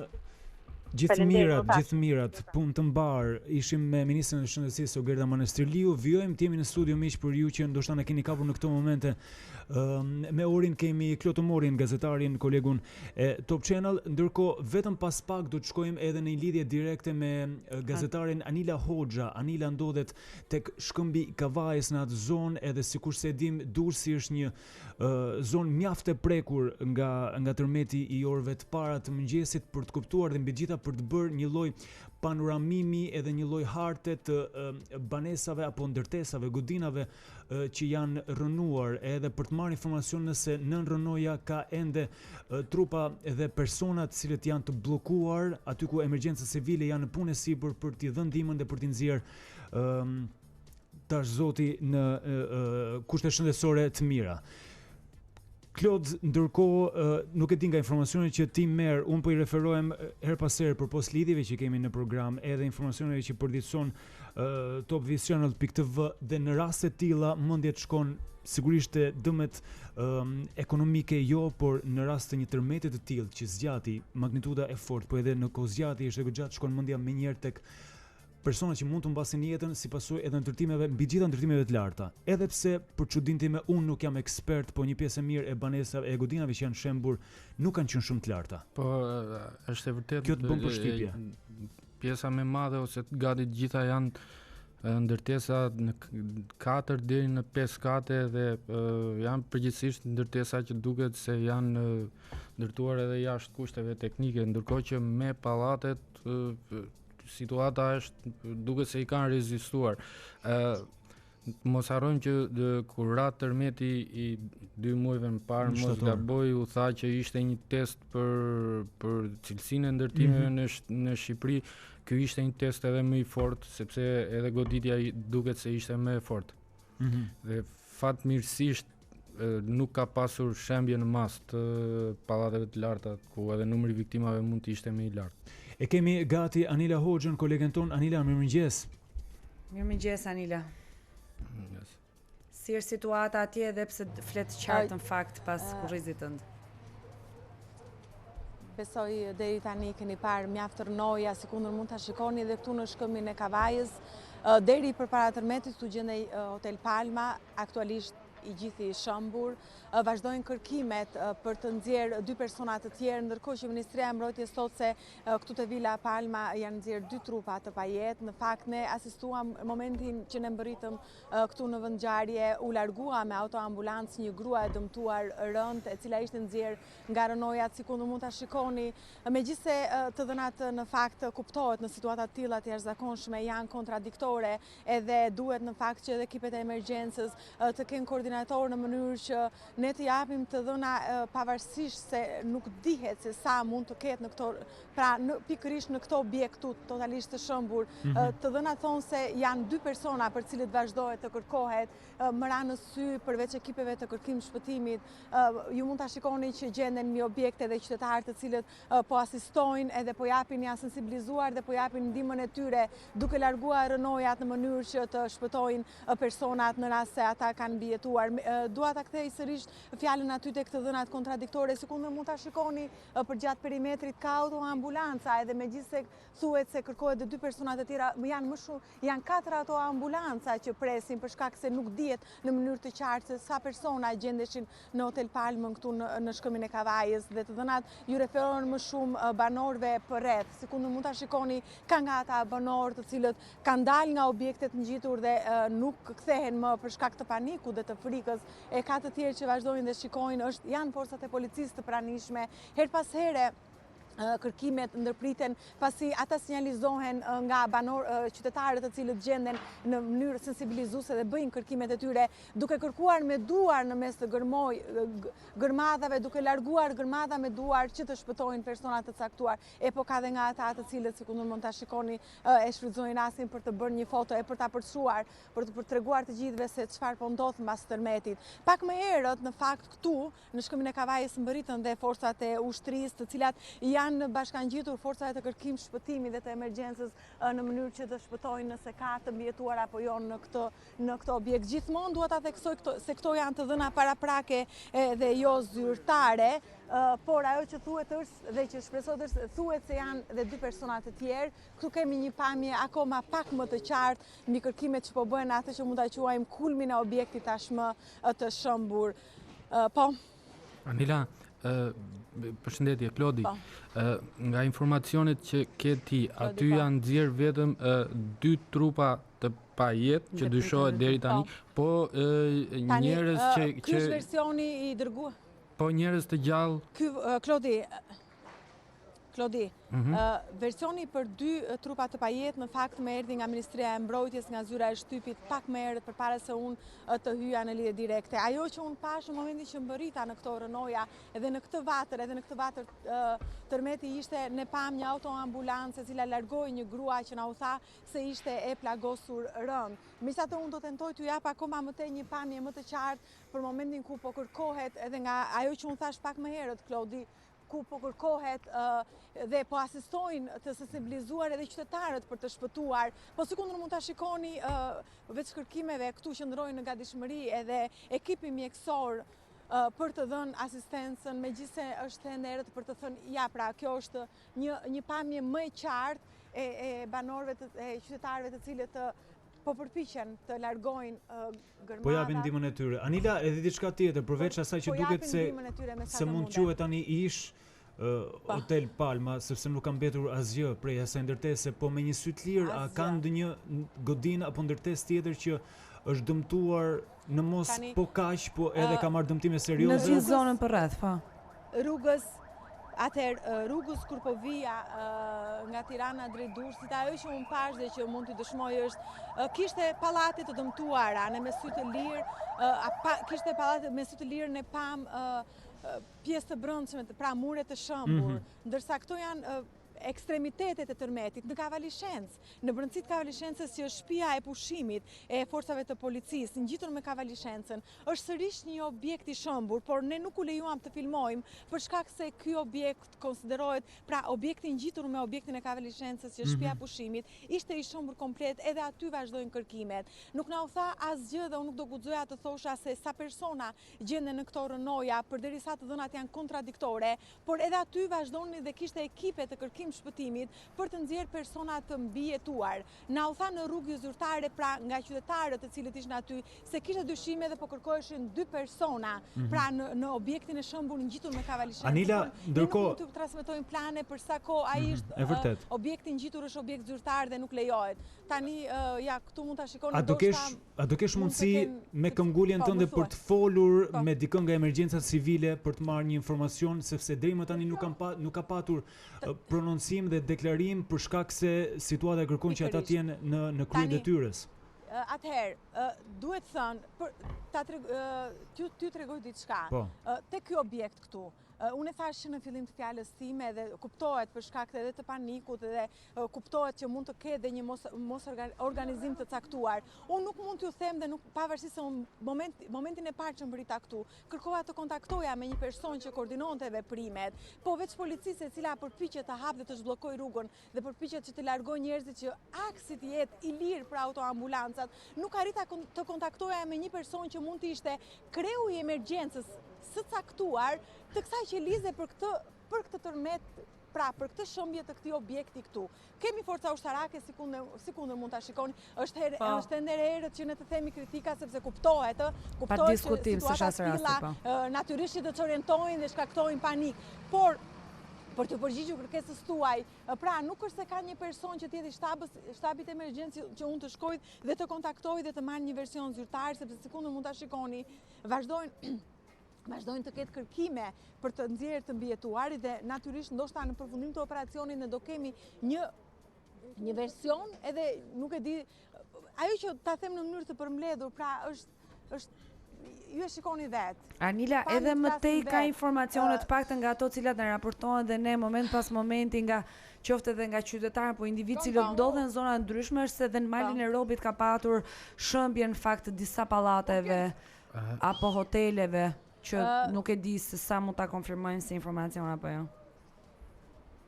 Tani unë do ishte e mira që ne gjithmonë të raportojmë mbi atë që ne shohim në momentin që mbërim. Në rast se qytetarët kanë raportuar për këtë objekt, atëherë qytetarët janë dëshmitar okular përderisa kanë raportuar, por unë do të qëndroj versionit. Menjëherë sapo të përfundojmë këtë lidhje këtu, atëherë unë do shkoj menjëherë dhe do t'ju sjell sërish të pamje, siç duket është bërë gati një barel dhe ndoshta kanë gjetur diçka aty. Mund të kenë nxjerrë një trup tjetër sepse shoh edhe ambulanca erdhi në fakt. Ambulanca, po ambulancat janë gati.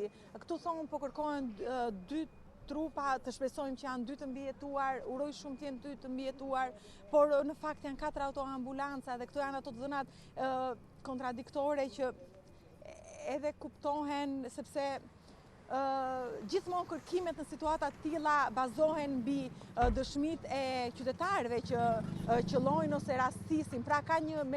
Pra flitet gjithmonë sa herë bëhen kërkime në situata të tilla emergjente, gjithmonë flitet në formë hipotetike dhe ndërkohë unë që flas a lejoni sepse do duhet të ndjekim pak ekipin e mjekësorit cili u zhvendos bashkë me një barel në krahun tjetër. Anila, teksa ti përpiqesh të lëvizësh, të themi që ra një tjetër tërmet i ndjeshëm më pak se ai që përjetuam rreth një orë më parë, më pak se një orë më parë, u ndje edhe këtu në piramid paktën, por natyra. Le të themi që ishte për shkak të mosprapjes panikut ishte megjithatë panik ka mjaftueshëm, ishte më i lehtë se ai që përjetuam pak më parë. Pikërisht, megjithatë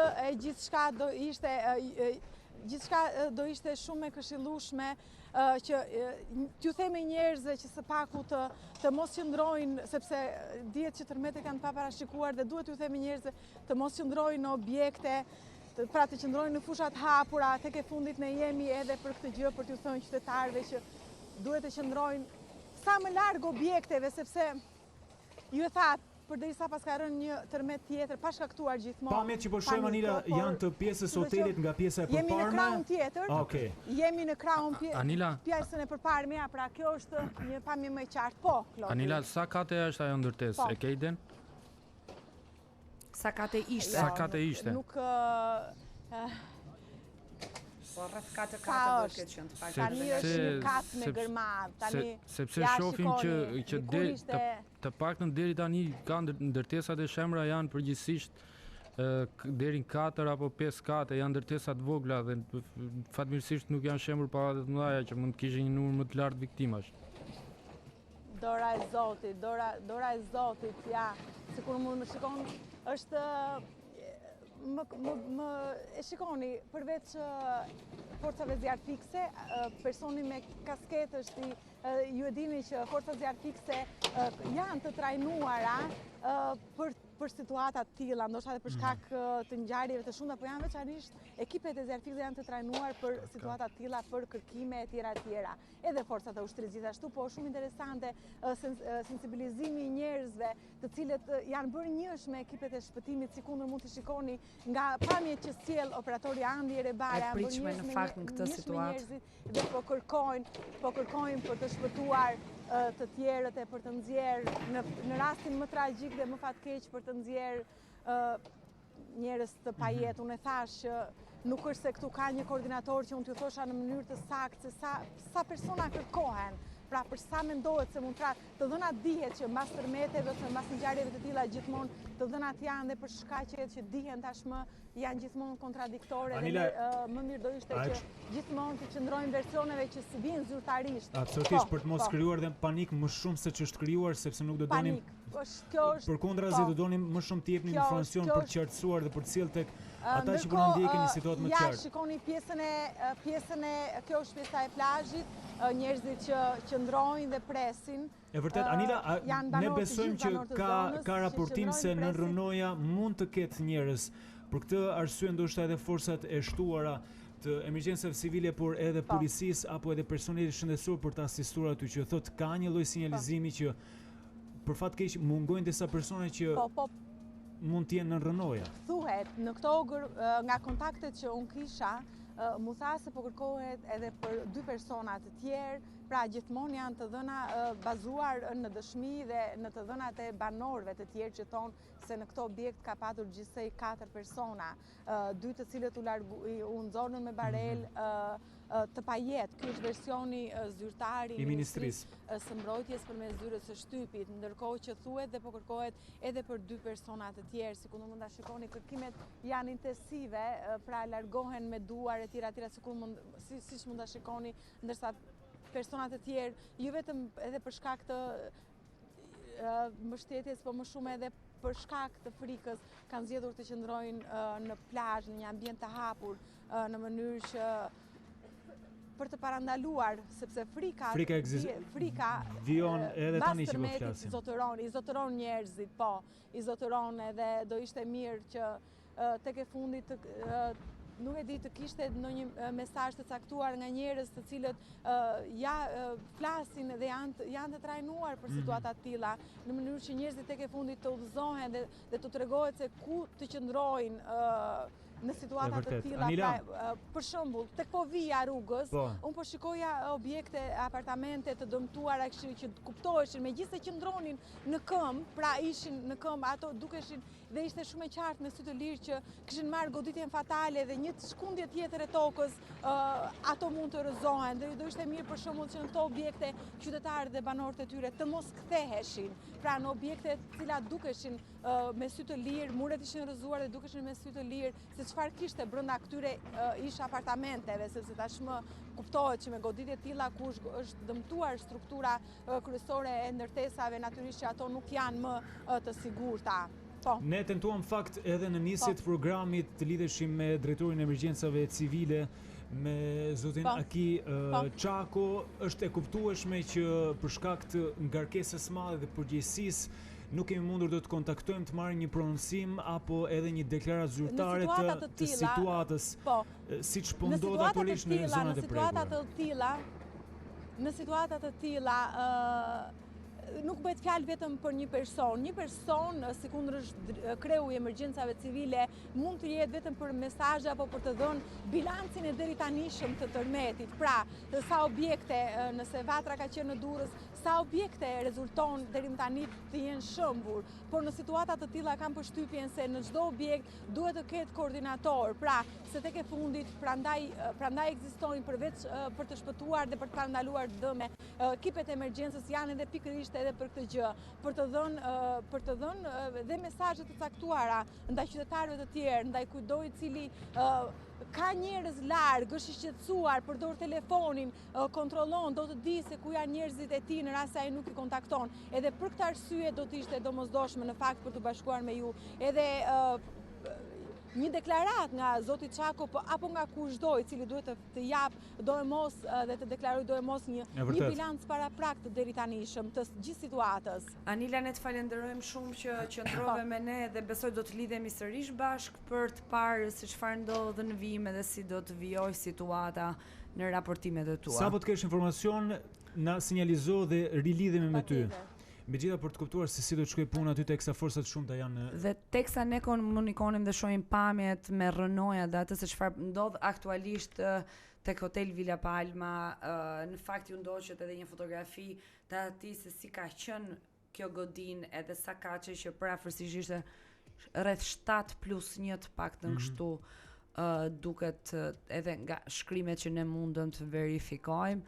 Kjo ka qenë godina që në fakt është deri diku edhe më e sikletshme që edhe pse në fakt nuk mund ta themi si një rast unikal, por është shëmbur kjo godin, por godinat përreth saj të paktën nuk kanë patur të njëjtin fat keq edhe kjo fatmirësisht. Duket që është një ndërtim relativisht i ri. Pra nuk është një ndërtesë e vjetër që mund t'i lihej kohës. Që prej viteve të vjetërsisë do mund të ishte ndoshta më i rrezikuar. Sigurisht që duhet jetë ose në sakt bëhet fjalë diku standardet e ndërtimit kanë çaluar. Që kemi këtë pasojë. Po zonat arkitektonike dhe këto studimet sismologjike që duhen bërë në fakt për të gjitha ndërtimet duhet të jenë një analizë vete që mund të bëhet sidomos edhe pas këtij rasti që tashmë u bë fatkeq, pretendohet që është ndërtuar rreth 2002-shit, megjithatë mund të ketë patur riprekje, rikonstruktime, shtime 4 siç përgjithsisht ndodh ndoshta. Shkelje ndërlesë ndërtimit, mund, se edhe këtë nuk e dim, po, mund. Pjesa më e rëndë e gjithë situatës përpos pjesës së dëmeve ekonomike që në një ditë të tillë siç ne jemi zgjuar sot nuk ka asnjë lloj rëndësie, por meraku është vetëm i numrit viktimave që ka një lloj frike se me kalimin e orëve rritet. Edhe teksa presim që edhe instancat të zyrtarizojnë numrin e saktë viktimave, nuk duam t'japim një shifër edhe pse po themi her pas here për të mos krijuar një lloj paniku, për të mos dhënë edhe informacion të gabuar. Kemi në prefekturën Durrës tani Artur Lekbellon që na pret për një lidhje. Mirëmëngjes Artur. Mirëmëngjesi.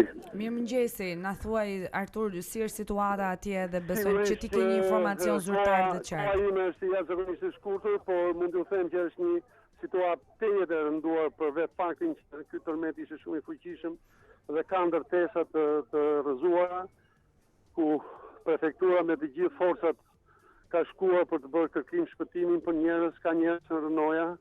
Megjithatë, po vazhdojmë dhe po monitorojmë situatën për të ardhur në ndihmë njerëzve në të gjithë spektrin e qarkut Durrës. Ka si në zonën e plazhit, kemi hotel të rrëzuar, siç është hoteli Palma. Po e kishim lidhje drejt për drejt deri në këtë moment që u lidhëm pas sigurisht bashkë. Kemi në zonën e plazhit, e Miramare, kemi te Tropikali që janë të rrëzuar, kemi pallate, rruga ku shkon te rrota e qetë, themi neve që është rrëzuar. Po punojmë, kemi quar padroma, kemi quar forca kërkim shërtimi, po ndajmë forcat e ushtrisë që kanë arritur, po merremi me përgatitjen e ngritjes së çadrave. Sigurisht primare është që ti vim në ndihmë njerëzve që janë nevojë në rënoja, të kemi sa më pak humbje dhe ky është parimi jonë. të përpiqemi me të gjithë forcat tona për të shpëtuar sa më shumë jetë njerëzish. Nuk mund të jetë thjesht një parim, zoti Lekbellon, është emergjencë nevojshme për të ardhur ndihmë gjithë qytetarëve, po si është informacioni që keni? Ka ende shumë cilët janë në rënoja edhe pritet që shpëtohen? Një pjesë kanë dalur nga rënojat, një pjesë dyshohet që mund të jenë brenda sepse është pallati i rrëzuar. Megjithatë, disa thojnë, po më mirë është të kontrollohet deri në fund pallati për çdo gjë, për çdo mundësi që mund të kemi neve për të shpëtuar jetë njeriu. Pa diskutim. Zoti Lekbellon, sa është, a keni ju informacionin sa është numri i ndërtesave të shembura në qarkun tuaj? Deri tash janë 7 ndërtesa të mëdha, për kam ku flas ndërtesa transparente, pallate, duke futur dhe hotelin brenda. 7 me gjithë vila, janë dhe 2 vila. Konkretisht kurse zona më e tmerrshme që është me problematika është në Fuman, sigurisht që atje ka problematika. Dhe në të shtata po punohet janë ekipet e shpëtimit? Të gjithë forcat kanë shkuar, mjetet, çka kapacitete ka prefektura në mbështetje dhe nga Ministria e Mbrojtjes me pjesën e ushtrisë, me fadroma, me vingja, me zjarfiksa, duke bërë të mundur që të shpëtojnë sa më tepër jetë njerëzish. Le të shpresojmë, edhe kjo është dëshira sa më pak. Kjo është dëshira ime që të kemi sa më pak humbje. Jetë humbura sa më shumë njerëz që rezistojnë në rënoja, kjo është pjesa më e rëndësishme. Faleminderit zoti Lekbellon, edhe shpresojmë që çdo gjë të shkojë sa më mirë edhe të ketë vetëm lajme të mira nga ky moment, paktën mos ketë më humbje jete që vërtetohen. Po Klod, unë do kisha një pyetje si kolegut edhe ndoshta ti mund të kesh një opinion tëndjen. Nuk do ishte rasti që të shpalli gjendja e emergjencës? Po ndoshta sepse ka patur një vendim për të mbyllur shkollat dhe kopshtet dhe çerdhet. Dhe është shumë prindër nuk kanë ku t'i lënë fëmijët sepse mund të jenë të detyruar të shkojnë në punë dhe ka një nonsens që ti mbyll shkollat me urdhër, por ndërkohë prindrit janë detyruar të shkojnë nëpër punë dhe nuk kanë se ku t'i lejnë fëmijët e tyre. Prandaj kanë përshtypjen që duhet të ketë një vendim tjetër të dytë që të sidomos të referuar edhe asaj se çfarë ligji thot për gjendjen e emergjencës, fatkeqësi natyrore. Duke patur parasysh edhe panikun, sepse njerëzit janë në momente paniku, pra mendoj se ka nevojë për një vendim dytë, por emergjent.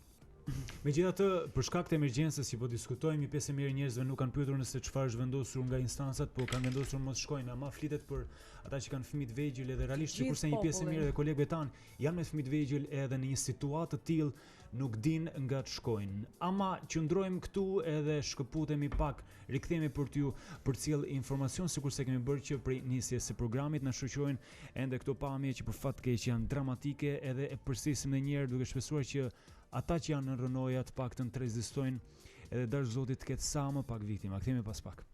Rikthehemi live në Wake Up, jemi nga ora 7 minutë pas minute në lidhje të drejtë për drejtë me gazetarët tanë të Top Channel, cilët janë tashmë të pozicionuar në terren kudo ku ka patur në fakt shëmbje edhe më shumë problematik, sidomos në rrethin e Durrësit. Ndërkohë që ka patur edhe statuse apo postime zyrtare jo vetëm të kryeministit, por kaq është dhe presidenti Ilir Meta që me sa duket ka shkuar në Thuman pranë banorëve të dëmtuar më rënd nga Tërmeti, është kreu i shtetit që ka përshkruar si dramatike situatën duke kërkuar të bëhet çdo përpjekje për të nxjerrë banorët në rënoja. Situata mjaft dramatike, thot ai, po bëhet çdo përpjekje sigurisht për t'i ardhur në ndihmë banorëve në rënoja, shprehur presidenti Ilir Meta nga Thumana, ku ndodhej të paktën para pak minutash, me siguri që vijon që të jetë atje.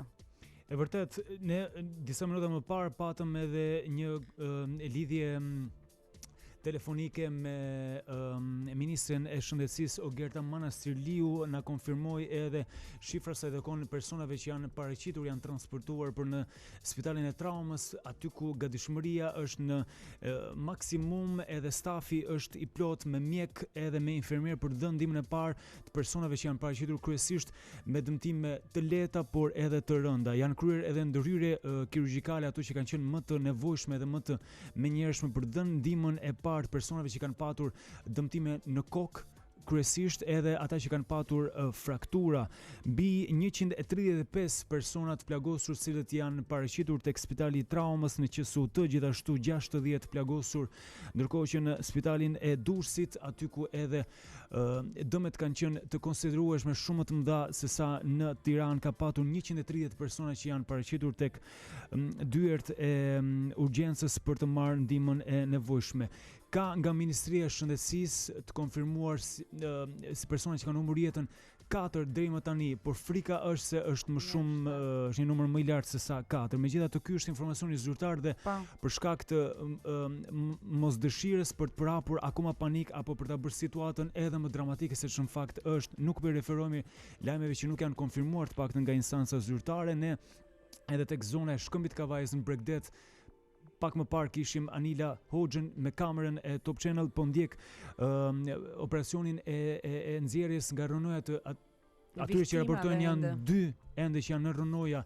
Shpresa është gjithmonë për t'i nxjerrë të gjallë dhe për t'i shpëtuar, ama është konfirmuar gjithashtu, sikurse Anila tha, që janë nxjerrë nga rënojat e Hotel Palmës në Shkëmbin e Kavajës 2 trupa të pajetë, sepse janë transportuar me barel dhe të mbuluar. Ndërkohë që në foton që ju po ndiqni, në fakt është një foto që duket se është nga momenti tragjik kur një moshuar në Thuman ka humbur jetën poshtë rënojave në një nga pallatet e shëmbur nga Tërmeti, dhe siç e shihni edhe në foton rënqet se djali i vogël që është shpëtuar ka qenë në prerin e gjyshes së tij. E ndjera ka shtrënguar nipin me sa duket për ta mbrojtur nga shëmbjet, për t'i shpëtuar atij jetën, dhe ja ka dalë që të shpëtoj jetën e nipit teksa pallati është shëmbur në gërmadha, nga ku më pas edhe e moshuara ka ndruar jetë. Një moment ky në fakt zemërthyes që tregon se i vogli largohet duke qarë edhe nga preri i gjyshes së tij, që ja ka dalë t'i shpëtoj jetën në fakt nipit të saj, teksa është shëmbur pallati dhe gërmadhat i kanë marrë asaj vetë jetën.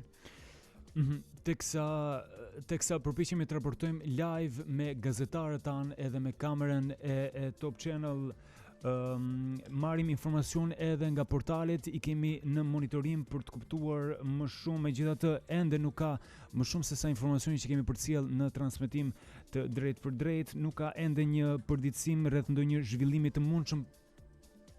Thënë kjo, operacionet e shpëtimit nën rënoja vijojnë, ashtu sikurse edhe ndihma në kapacitet plot tek Spitali i Traumës, por edhe tek qendra spitalore universitare Nën Tereza në kryeqytet, ashtu sikurse edhe në Durrës. Ndihma mjekësore po jepet në mënyrë të vazhdueshme, edhe teksa sidomos për shkak të fluksit madh njerëzve që i drejtojnë qendrave shëndetësore, ata që kanë patur nevojë për një mjekim të shpejt edhe disi më të lehtë, u është dhënë kjo ndihmë dhe më pas janë larguar të shoqëruar nga familjarë, të cilët jo vetëm për të shoqëruar personat e lënduar nga Tërmeti, por edhe për shkak se kanë frikë të rikthehen banesave tyre, sidomos pas këtij mëngjesi, edhe pas zgjimit në këtë formë, do të ishte sigurisht një guxim i madh dhe çmenduri të rikthesh godinave të cilat për momentin duhet thënë që nuk t'i japin asnjë lloj sigurie. Ne lidhemi edhe një herë tani me Anila Hoxhën, gazetaren ton të Top Channel, të cilën e kishim edhe pak më parë në lidhje drejt për drejt, teksa shihnim të gjithë aksionin dhe atë se çfarë po ndodh në zonën pranë Shkëmbit të Kavajës, ku është rrëzuar, është shëmbur krejtësisht hotel Villa Palma, nga ku ka patur viktima dhe pritet që të ketë të shpëtuar, pasi ende nuk kemi një numër të atyre personave që pretendohet se mund të kenë qenë brenda kësaj godine. Anila, jemi dhe një herë bashkë në këtë lidhje të drejt për drejt për të parë se si po vijon pikërisht emergjenca për të shpëtuar të tjerë persona që janë në godinë. Ke një informacion tashmë të saktë?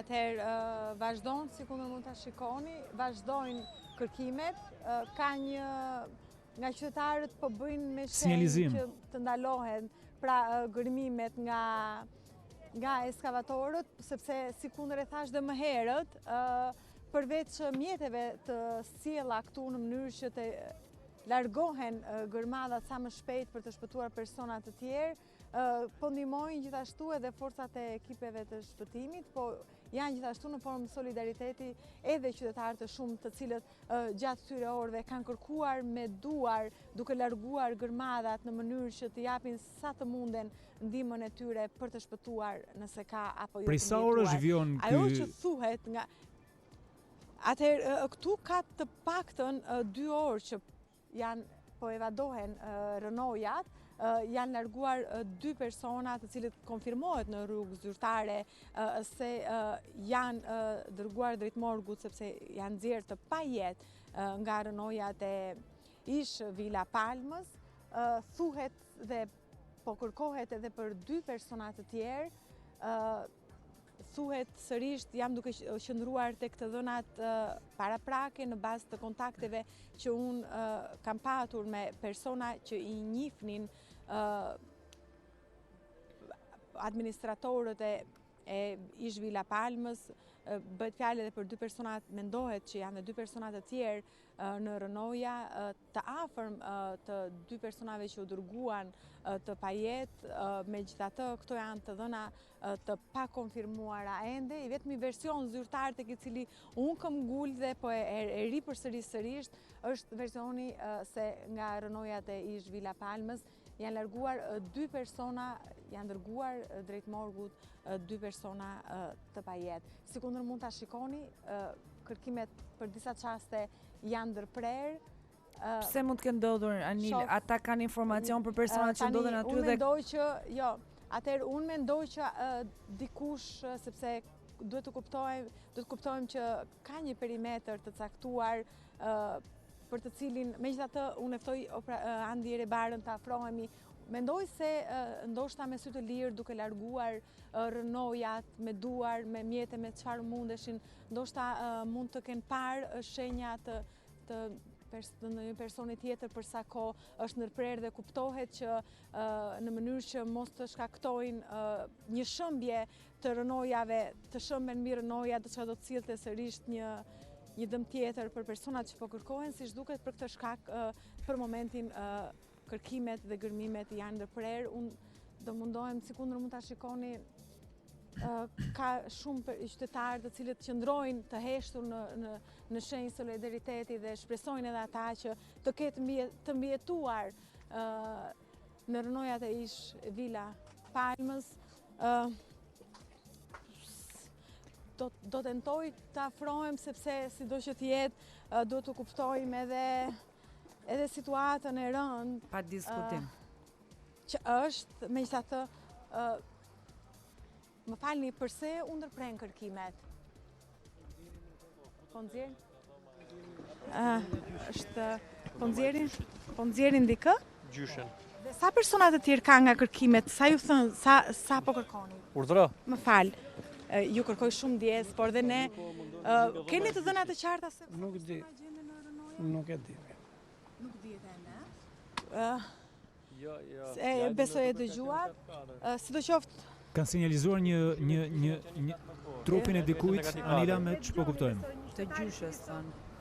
Po nxjerrin, po ju e dëgjuat, po kanë parë trupin e dikujt tjetër. Ju e dëgjuat një nga personat e ekipeve të shpëtimit tha që gjyshi dhe gjyshja i gjendeshin në një kat poshtë.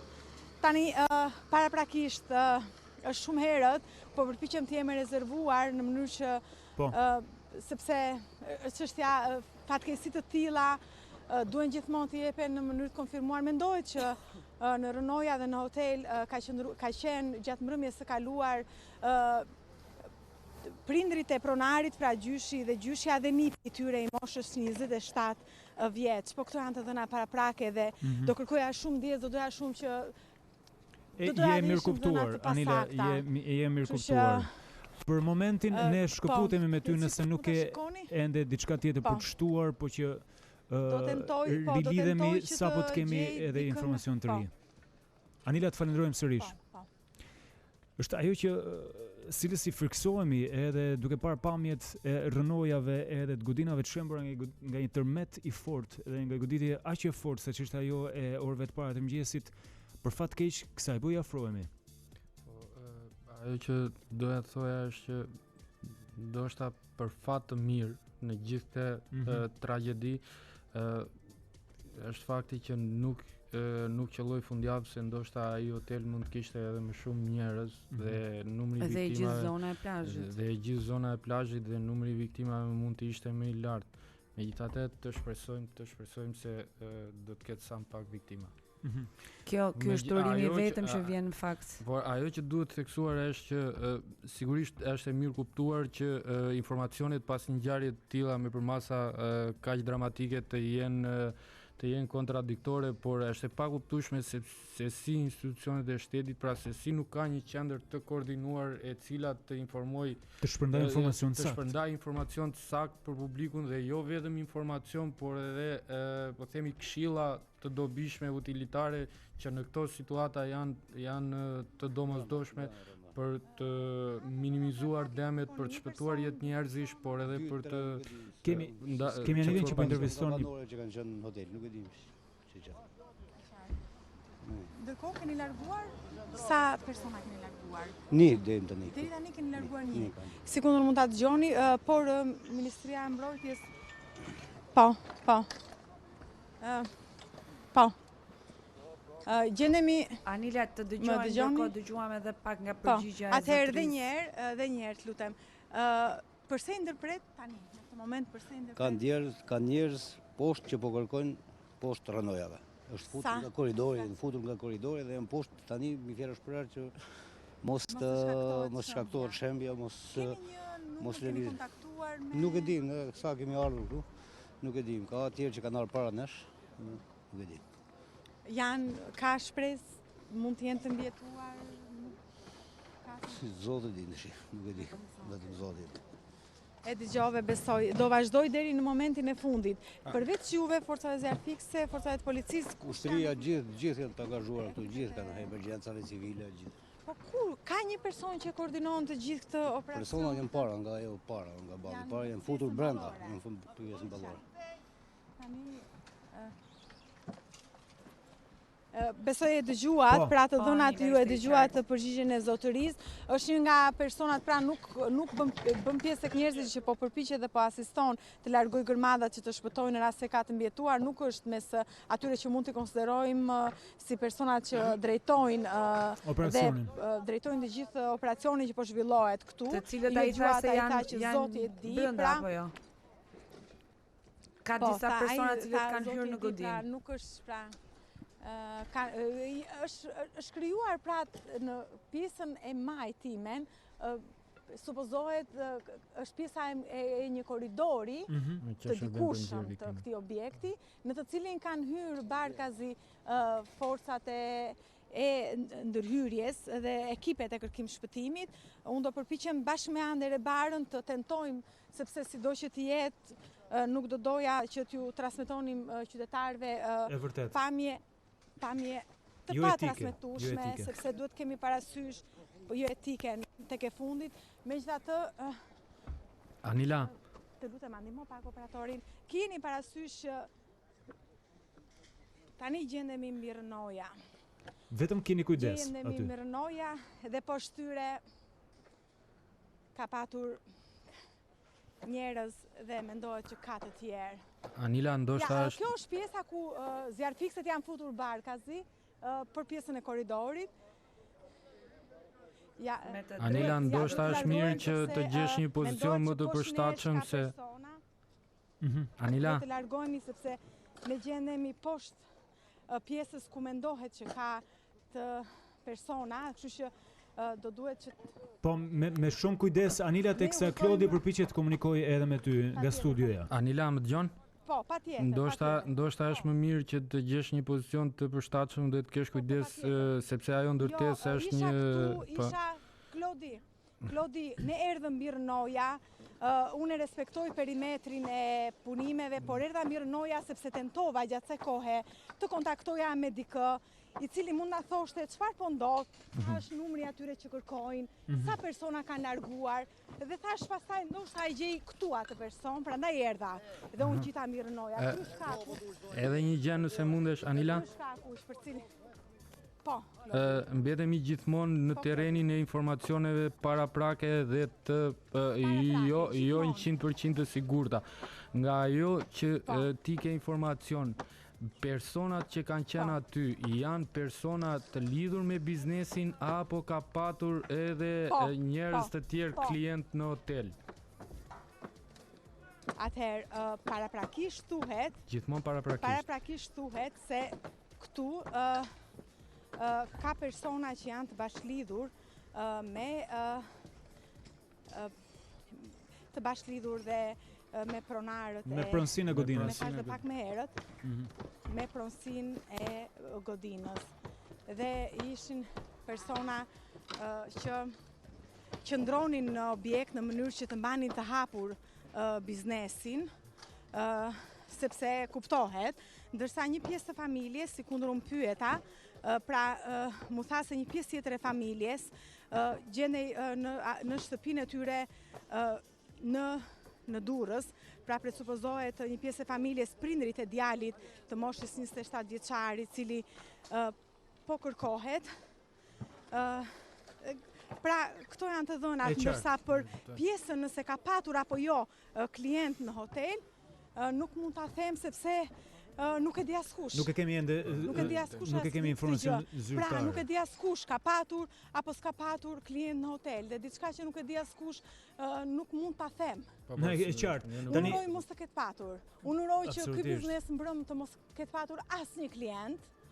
Shpresoj që mos ketë patur, por nuk mund të them. Anila, ne morëm një... Ka disa ambulanca, autoambulanca në pjesën tjetër, do të thotë që edhe forcat e kërkim shpëtimit janë të papërgatitura dhe pa informacionin e duhur. Megjithatë, gatishmëria është që sado njerëz të gjenden nën rënoja, dash Zoti të shpëtohen, të jepet ndihma e parë, teksa ti përpiqesh të komunikosh me dikë edhe zyrtar, ndoshta tek pjesa e përpara me të ftoj të shkosh bashkë me Andin, operatorin, për të marrë më shumë informacion. Personi i cili gjendej në maj të rënojave tha që kemi nxjerrë vetëm një, sepse siç deklaroi edhe ai vet, unë që parë kam ardhur tha.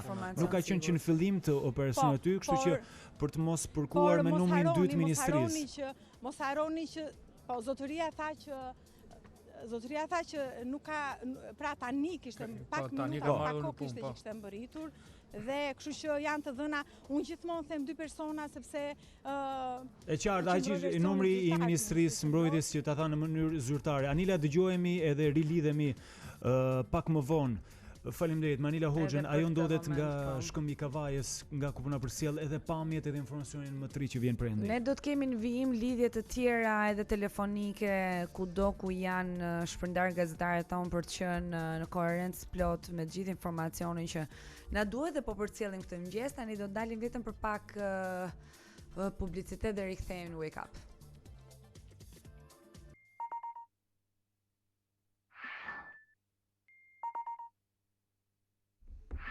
Rikthehemi në pjesën e tretë. Jemi në pjesën e tretë dhe do të vijojmë të jemi hap pas hapi, minutë pas minute me situatën, duke raportuar drejt për së drejti me gjithë gazetarët dhe kolegët e Top Channel, të cilët janë në vendngjarje kudo ka patur problematik, shëmbje dhe të lënduar pikërisht nga tërmeti i fortë i këtij mëngjesi që vijoi dhe me 2 goditje të tjera, të cilat unë djen edhe sismologu na sqaroi gjithashtu atë se si është situata dhe çfarë pritet të ndodhë. Ne do mundohemi që të marrim gjatë çdo momenti informacion edhe mbi të gjithë të lënduarit edhe ata të cilët kanë patur edhe janë ende në një situatë të vështirë dhe pritet që të ketë akoma gërmime dhe familje që ka nevojë për asistencën për të dalë nga rënoja dhe gërmadhat atje ku ka patur edhe goditje të forta dhe shëmbje të pallateve apo të banesave të tyre. Sidomos në zonat më të prekura ka edhe zyrtarë që ndodhen atje për të koordinuar punën edhe për të siguruar mbarvajtjen e operacionit të shpëtimit të atyre që mund të gjenden në rënoja. Ne që prej minutave të para të emisionit kemi patur dhe kemi kolegun gazetar të Top Channel, Klotomori, me cilin po ndjekim hap pas hapi të gjitha informacionet që po na vinë në studio për t'i përcjellë tek ju dhe për t'u sjellë në mënyrë të përditësuar. Kemi Kristiana Pemaj tani që është në lidhje direkte nga qyteti nga Laçi. Kemi Kristianën, aty ndodhet. Mirëmëngjes Kristiana, na dëgjon? Përshëndetje. Përshëndetje. Tërmeti që kanë goditur vendin ton kanë sjell një sër dëmtimesh në pallate si dhe në banesa. Duhet teksuar se një person njeri i cili kishte edhe probleme shëndetësore nga paniku është hedhur nga balkoni dhe nga ku ka humbur edhe jetën. Unë aktualisht ndodhem në ambientet e Spitalit të Laçit, i cili është plasaritur në pjesën më të madhe dhe funksionon vetëm pjesa e urgjencës. Të gjithë pacientët e tjerë janë nxjerrë dhe ndodhen jashtë në ambientet e spitalit. A kanë mundur pacientët që të marrin asistencë në spital, duke qenë se ashtu siç ti po raporton ka patur dhe vetë spitali dëmtime dhe nuk është i gjithë funksional, është mundur që të asistohen gjithsesi të gjithë ata të cilët kanë patur nevojë për ndihmë mjekësore? Po, pacientët kanë marrë të gjithë shërbimet, pasi bluzat e bardha janë të gjithë turnet janë në punë dhe po merre shërbim pranë urgjencës. Pacientët të cilët kanë qenë të shtruar dhe nuk janë në gjendje të rëndë ndodhen aktualisht këtu në oborrin e Spitalit të Laçit. Okej. Qartë. Në orët në vijim do të flitet edhe do të komunikohet edhe me Spitalin e Lezhës, ku do të bëhet i mundur ndoshta edhe që këta pacientë dërgohen drejt Lezhës. Qartë, ne të falenderojmë Kristiana për këtë lidhje drejt për drejt dhe informacionin që solle këtë mëngjes në Wake Up nga Spitali i Laçit, atje ku ka patur të paktën një viktim, ashtu siç edhe u raportua që është hedhur nga balkoni për shkak të panikut, të lëkundjeve të forta, në shpresë se do të mund të shpëtonte në fakt. Po, ne do të shkëputemi shumë pak tani edhe për të bërë gati vetëm pas pak një tjetër lidhje për të marrë më shumë informacion nga ngjarjet, nga zonat më të prekura, nga tërmeti për të marrë informacionin e nevojshëm edhe për të zyrtarizuar të gjithë informacionin që qarkullon jo vetëm nëpër portale, por edhe nëpër media teksa jeni në kontakt vazhdueshëm me ne. Po Klod. Isli, ajo që doja të thoya është që për sa kohë nuk ka një informacion të koordinuar nga autoritetet shtetërore, do ketë lajme kontradiktore që shpesh mund të jenë të vërteta, por shpesh edhe jo. Prandaj mendoj se është domosdoshme që të ketë një strukturë e cila të japë informacion të koordinuar, jo vetëm për numrin e ndërtesave që janë të shembura, numrin e ndërtesave ku kanë shkuar ekipet e kërkim shpëtimit për të asistuar njerëzit që mund të jenë në rënoja, por edhe për të dhënë informacione utilitare se çfarë duhet të bëjnë qytetarët në këto raste, sepse mos harrojmë njerëzit janë në panik.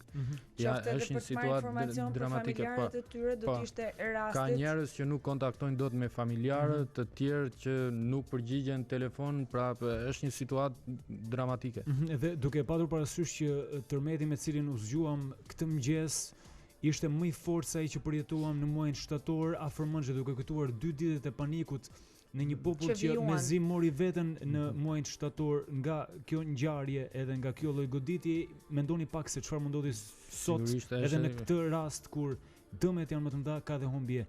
Paniku është sigurisht që është më i madh sepse tash kemi viktima të konfirmuara. Ka patur shëmbje, ka patur viktima, ka patur të lënduar, ka patur qytetarë me të drejtë në panik dhe ka patur vetëm një reagim nga zoti kryeministër që ka shprehur në rrjetet sociale që jemi bashkë, fatkeqësisht kemi viktima, por vetëm kaq. Është mjaftuar vetëm një status ende që është dënë në rrjetet sociale. Ndërkohë që duhet ishin autoritetet e posaçme ato që duhet të jepnin informacionin në këtë situatë.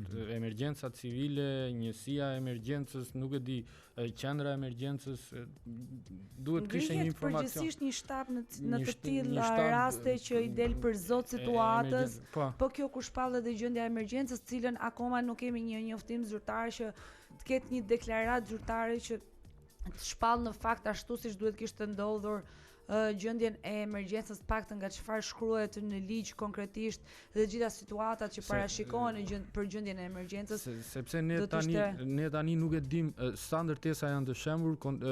Prefekti i Durrësit zoti Lekbellon na tha që në Durrës janë 7 dhe po punohet tek të gjitha. Nuk dim a ka ende familjar, nuk dim sa është numri total i ndërtesave që janë të shembura dhe ku po kërkohet aktualisht dhe sa prej tyre po jam ekipet e kërkim shpëtimit. Okej, rikthehemi vetëm pas pak, qëndrojmë me ne. Shkojmë sërish në Durrës, miq, një prej qendrave më të qendrave më të prekura nga goditjet e mëngjesit të sotëm, nga tërmeti i fuqishëm, sikur se kemi parë edhe nga lidhjet tona që kemi bërë me gazetarët e Top Channel, nga ndërtesat që janë shembur totalisht dhe për fat keq kanë zënë edhe persona nën to. Në pjesën e parë, rreth një orë më parë, patëm një lidhje me Andi Borën, kolegun e Top Channel, i cili ndodhet në Durrës. Ta pyesim në këto momente se në cilën zonë është për të marrë informacioni që vjen nga terreni aty, edhe një informacion i përditësuar që Andi ka patur mundësi ta marrë në këto minuta. Bëhemi gati për të lidhur me Andin, ndërkohë që pamjet na kanë shoqëruar edhe përgjatë bisedës në studio me Klotë Morin, kolegun gjithashtu me cilin kemi ndjekur hap pas hap informacionet që na kanë ardhur në redaksi, edhe i kemi përcjell tek ju. Anila Hoxha ndodhet tek zona e shkëmbit të Kavajës, nga ku është duke u kryer operacioni i shpëtimit për dy persona që mendohet dhe raportohet që janë nën rënoja. Bëhet fjalë për dy persona të moshuar, një çift të moshuarish që pritet të nxiren nga rënojat.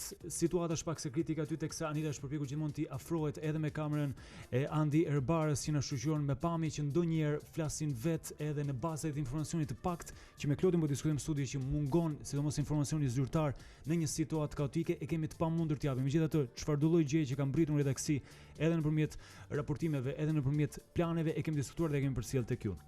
Po, mbetemi gjithmonë në atë terrenin e informacioneve paraprake isli, për sa kohë nuk kemi thash një strukturë që t'jap informacione të konfirmuara. Le të shpresojmë që gazetarët janë duke bërë një punë të jashtëzakonshme. Gazetarët janë duke bërë një punë të jashtëzakonshme, po mos harro se është një territor shumë i gjerë për të mbuluar dhe informacionet janë të shumta, duhen verifikuar. Pra nuk është një situatë paksa e vështirë për ta, dhe informacionet që dalin janë shpesh kontradiktore, prandaj. Megjithatë duket se do të kemi tani një lidhje direkte Alma Demiraj, e cila duhet të ketë një informacion disi më të saktë për atë se çfarë ka ndodhur deri tani dhe si paraqitet gjendja atje. Alma, mirëmëngjes bashk. Je në Spitalin Ushtarak, besoj që ke arritur të marrësh një informacion të qartë për atë se si është situata e gjithë lënduarve që kanë mbritur atje për të marrë ndihmën e parë.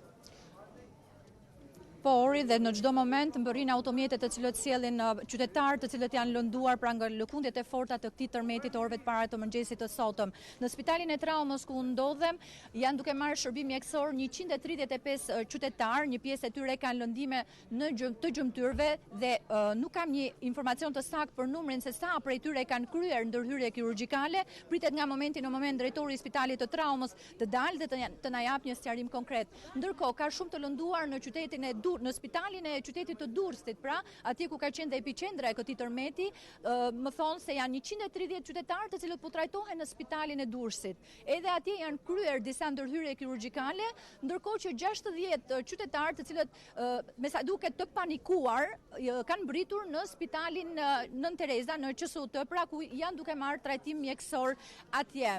Shifrat mund të ndryshojnë nga momenti në moment, pasi siç e thash, vinë të lënduar në Spitalin e Traumës nga Thumana, ku ka patur dhe shëmbje godinash dhe ku disa qytetarë, siç e konfirmojnë kolegët tanë nga terreni, janë në rënoja, disa prej tyre po dalin, pra mbrin nga Thumana, nga Laçi, nga Durrësi, pasi Spitali i Traumës është gjithmonë pika e parë e referimit e qytetarëve të cilët nisen me automjetet e tyre. Po kështu janë vënë në dispozicion edhe autoambulancat e qendrës kombëtare të urgjencave, të cilët dhe ata transportojnë qytetarë, por ata i orientojnë, disa i shpërndajnë në Spitalin e Durrësit, disa në Tiranë, disa në QSUT, sipas nevojave që ata vlerësojnë, pra ku duhet të marrin shërbim mjekësor. Siç e thash dhe pak më parë, pritet drejtori i këtij spitali Arben Zeneli të na japë informacion mbi situatën, mbi gjendjen shëndetësore të atyre që kanë qenë disi më rënd, pra dhe janë nënshtruar ndërhyrjeve kirurgjikale në Spitalin e Traumës. Alma, gjithsesi në pritje të informacionit zyrtar që del nga drejtori i spitalit, a ka nga ata të lënduar që mund të kenë mund të jenë trajtuar, mund të kenë kryer ndërhyrje, por që janë në gjendje të rëndë, pra nuk ka ende të raportuar që janë pranë ambjenteve të spitalit edhe në gjendje kritike për jetën? nuk mund ta themi pa e marrë konfirmimin nga autoritetet e spitalit, pra cila është gjendja e tyre edhe pas ndërhyrjes kirurgjikale. Për këtë do të dalë vetë drejtori. Ndërkohë të tjerët kanë marrë shërbim mjekësor, disa janë larguar, të tjerët kanë mbritur në spitalin e traumës edhe nga paniku i shkaktuar nga stresi, sikurse na zuri të gjithë, le të themi, duhet ta pranojmë, të gjithë jemi panikuar nga tërmeti i orëve të parë të këtij mëngjesi. E vërtet, të lutem do na sinjalizosh. Nuk dinim ku shkonim. Do na sinjalizosh momentin që drejtori i spitalit do dalë për të dhënë informacion të saktë edhe rilidhemi në minutat vijim për pjesën e mbetur të programit. Alma, faleminderit. Punë të mbar. Faleminderit ju. Informacioni tjetër që na vinte nga Spitali Ushtarak, edhe dikush mund të paramendoj pa qenë aty edhe për fluksin e madh, edhe sa realisht kemi mundësi për të në një moment kur edhe në një gjendje jo e jashtëzakonshme sikurse është kjo e mëgjesit të mundësive pritëse të spitalit. Mendoni pak çfarë kaosi mund të ketë aty, megjithatë të paktën nga Ministria e Shëndetësisë Ogerta Manastirliu morëm në pak më herët një konfirmim se kapaciteti është në maksimum me staf për të përvolluar të gjithë fluksin. E duhet patur parasysh fakti që një pjesë e mirë të lënduarve që janë më urgjent për të marrë ndihmë, po edhe personat e traumatizuar, që është një pjesë tjetër e rëndësishme, ata nuk do dinë ku të shkojnë. Dikush mund të mendojë që mund të shkojnë aty direkt për të marrë një ndihmë, por që ka një lloj precedence. Sigurisht spitali traumës është pika e parë po themi e fluksit, sepse aty të gjithë aty tentojnë të shkojnë. Për shkak edhe të vendodhjes, se mos për pjesën që vjen nga Thumana apo nga zonat përreth. Po kemi fluks të lartë, kemi sipas raportimeve në spitalin e Durrësit, pra është një fluks i lartë sepse është një situatë e jashtëzakonshme, po besoj se spitalet i kanë kapacitetet për të përballuar në një situatë të tillë. Plus që duhet teksuar edhe gatishmëria e spitaleve private, edhe ata kanë hapur dyert për të shërbyer qytetarët që mund të jenë dëmtuar për të shërbyer falas, edhe kjo është një ripërsërisim. Spitali amerikan ka deklaruar Spitali UK është bashkuar gjithashtu për hapjen e dyerve dhe për të dhënë shërbim falas. Pra, ka një Shqipëri të solidarizuar Isli, duket qartë jo vetëm tek ky element i spitaleve që hapin dyert edhe privatet, por edhe tek ata qytetarë që ne shohim atje mbi rrënojat e godinave që asistojnë ekipet e shpëtimit për të nxjerrë trupat nga rrënoja, teksa bëhemi gati edhe për të shkuar në Durrës pasi morëm informacionin nga Spitali Ushtarak. Andi Bora, Andi, mirëmëngjes sërish, ku ndodhesh aktualisht për të na dhënë më shumë informacion? Në cilën zonë Durrësit? Përshëndetje Isli, edhe një herë unë ndodhem pikërisht në vendin ku ne komunikuam edhe lidhjen me herët pranë kryqit të Kuq, pranë stadiumit Niko Dovanat të qytetit të Durrësit, aty ku në orën 4 të mëngjesit si pasojë e tërmetit u shemb ky pallat 5 katësh, duke zënë brenda edhe banorët. Deri në këtë momente, sipas informacioneve që un kam, ne kemi 2 të vdekur. Njëri prej trupave është nxjerrë në orët e para të mëngjesit rreth orës 6, ndërsa nga sa kam komunikuar me policinë, njëri prej trupave tjetër, pra viktima e dytë, një vajzë e mitur, ende nuk është nxjerrë, pasi e ndodhet së bashku me të jëm në saj dhe ndodhen të bllokuar. Deri në këto momente, vetëm nga ky pallat kemi 2 të vdekur, ndërkaq që policia e Durrësit pak më herët njoftoi në njoftim zyrtar se janë 22 persona të shpëtuar nga aksionet e emergjencave civile. Apo vion aksioni Andi edhe apo vionën të gjitha pallatet ku mendohet se ka familjarë cilët mund të kenë nevojë për ndihmë në mënyrë që të dalin edhe të kenë një shans për jetën e tyre nga gërmadhat pas tërmetit? Aktualisht ku ndodhem, siç mund të shihet edhe nga pamjet që na ofron operatori ynë Sajmir Gera, aksioni vijon. Kemi forcat e policisë, ato zjarr fikse, të cilat po mbështeten edhe nga forcat, nga trupat ushtarake në këtë aksion. Po ashtu kanë qenë të pranishme dhe Guarda di Financa. Vazhdon aksioni, po duhet thënë që është një aksion tmerrësisht shumë i vështirë për shkak sepse e gjithë godina 5 katëshe është rrëzuar, pra edhe duhet thënë që kemi edhe banorë brenda të cilët vazhdon të jetë tmerrësisht shumë e vështirë për t'i nxjerrë. Po ashtu kemi pasur edhe fadromën, cila aktualisht nuk po punon për faktin sepse duhet bërë shumë kujdes në mënyrë që pjesët e tavanit të cilat janë rrëzuar të mos shkaktojnë një tragjedi tjetër krahas atij të tërmetit. Duhet thënë këtu që për shkak të kësaj situate të vështirë kemi pasur të pranishëm kryeministrin e vendit Edi Rama, zotin Sandër Lesha, ministrin e Brendshëm, drejtori i përgjithshëm i policisë së shtetit Andi Beliu, i cili ka qenë edhe ai personi që ka koordinuar aksionin e policisë, këtë aksion shpëtimi për nxjerrjen e personave që kanë mbetur të bllokuar, po ashtu kemi pasur të pranishëm edhe drejtorin e emergjencave civile zotin Aki Çako. Aksioni po vijon, janë marrë disa mjete siç janë skelat e ndërtimit, pra me qëllim që të vendosen midis pjesëve të tavanit edhe dy shemes që në momentin që të tërhiqen nga eskavatori të mos shkaktojnë, pra siç thash, një tragjedi tjetër duke dëmtuar përsëri personat që për orëve të para të mëngjesit kanë thirrur për ndihmë. Andi, a ke lëvizur në për vende të tjera, në për lagje të tjera të qytetit, apo je instaluar vetëm tek godina aty, që ndodhet pas? Klodi, unë jam instaluar këtu, për momentin e kam ndjekur hapi këtë aksion të policisë në këtë pallat, por nga informacionet që unë kam pasur edhe me kolegë të tjerë që janë shpërndar ka pasur dëme, por ne kemi edhe të afërm tanë cilët kemi pyetur ka pasur dëme. Më njoftohet se diku afër rreth 10 minuta larg nga këtu le të themi ka pasur edhe një godinë tjetër 4 katëshe e cila është shembur pra e cili kjo godinë ndodhet pranë zonës së Knetës. Po ashtu edhe në zonën e plazhit kemi pasur një ndërtesë e quajtur Miramare dhe ajo është shembur, pra zona e plazhit ka qenë problematike edhe në tërmetin e datës 21 shtator, ndërsa këtë herë me një tërmet me magnitudë 6.4 ball, patjetër që do të ishte një zonë le të themi përsëri e prekur nga dëmtime strukturore, të godinave pra dhe pallateve. Të falenderojmë edhe për këtë informacion që solle te ne në Wake Up, të falenderojmë që je aty edhe po e ndjek hap pas hapi, edhe për çdo informacion vijim, sidomos për aksionin e emergjencave për shpëtuar çdo banor, çdo familjar në çdo pallat që ka patur dëmtime. Jemi të interesuar që të kemi informacion edhe për të qenë sakt. Faleminderit Andi, dhe ndoshta do të lidhemi sërish. Ndërkohë që ne e pam edhe në këtë moment se çfarë po ndodh në Durrës nëpërmjet kësaj lidhje të drejtë për drejtë, patjetër që gjithë vëmendja është kryesisht atje, por edhe në Thuman ku ne do të shkojmë sërish për të marrë një tjetër informacion. Atje është gazetari Muhamet Veliu, i cili ashtu si dhe në momentin e parë na dha një informacion tragjik në fakt edhe për atë se si është situata në Thuman. Do të shkëputemi vetëm për pak edhe rikthehemi sërish për të qenë bashkërisht live dhe për të ditur se si është situata dhe si vijon gjendja me banorët e lënduar dhe jo vetëm në Thuman. Rikthehemi në studio miq, me Orin kemi patur gjatë gjithë minutazhit në këtë mëngjes Klotomorin, kolegun gazetar me cilin kemi përcjell gjithë informacionin që ka mbritur tek ne. Kemi bërë një lidhje më herët në fillim të programit me Muhamet Veliu, kolegun gazetar të Top Channel, i cili ndodhet në Thuman. Do të tentojmë sërish të marrim një tjetër informacion nëse ka një përditësim të dhënash nga Meti nga Thumana. Mirëmëngjes edhe një herë Met. Të përshëndes Isli. Na thuaj si është situata Met atje?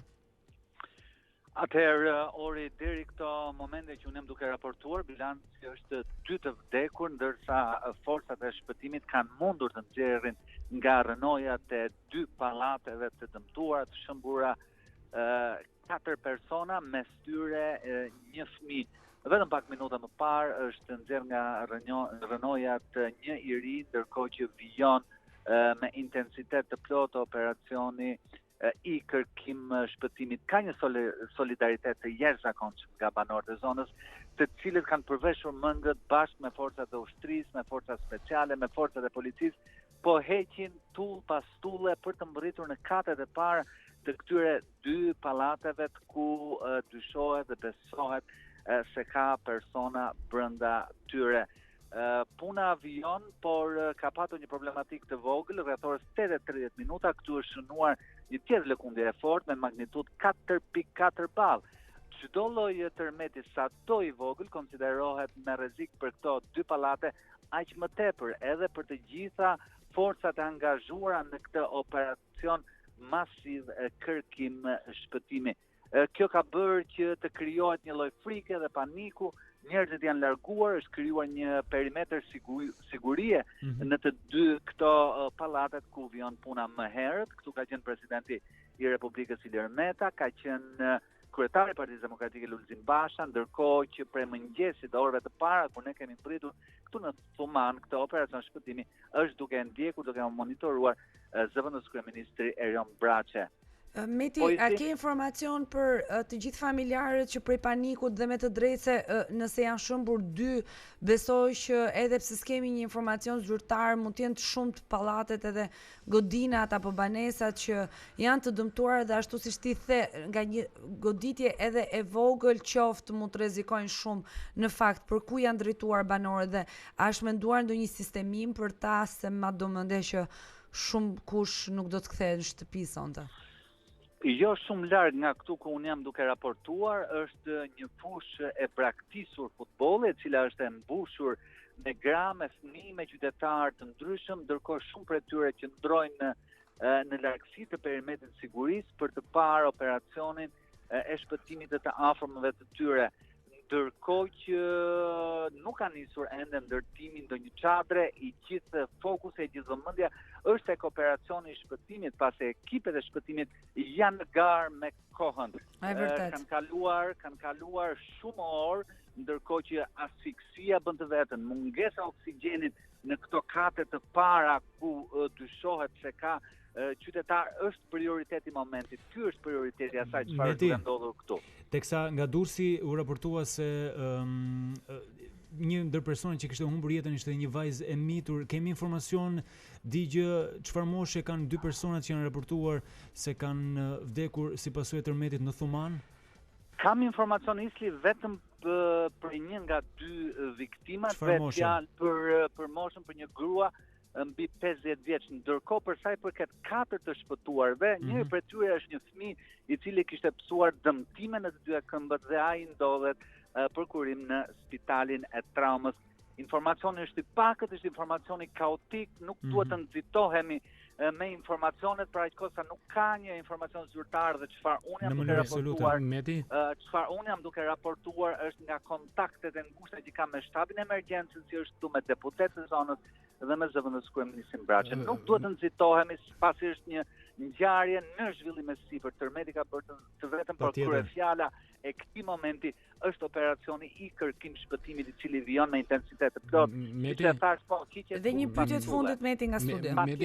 Dy pallatet e shembura ndodhen afër njëri tjetrit, ndodhen ngjitur apo janë në një largësi nga njëri tjetri rreth 100 metra, 150 metra nga njëri tjetri, bëhet fjalë për dy pallate të cilat janë ndërtuar rreth viteve 60-70.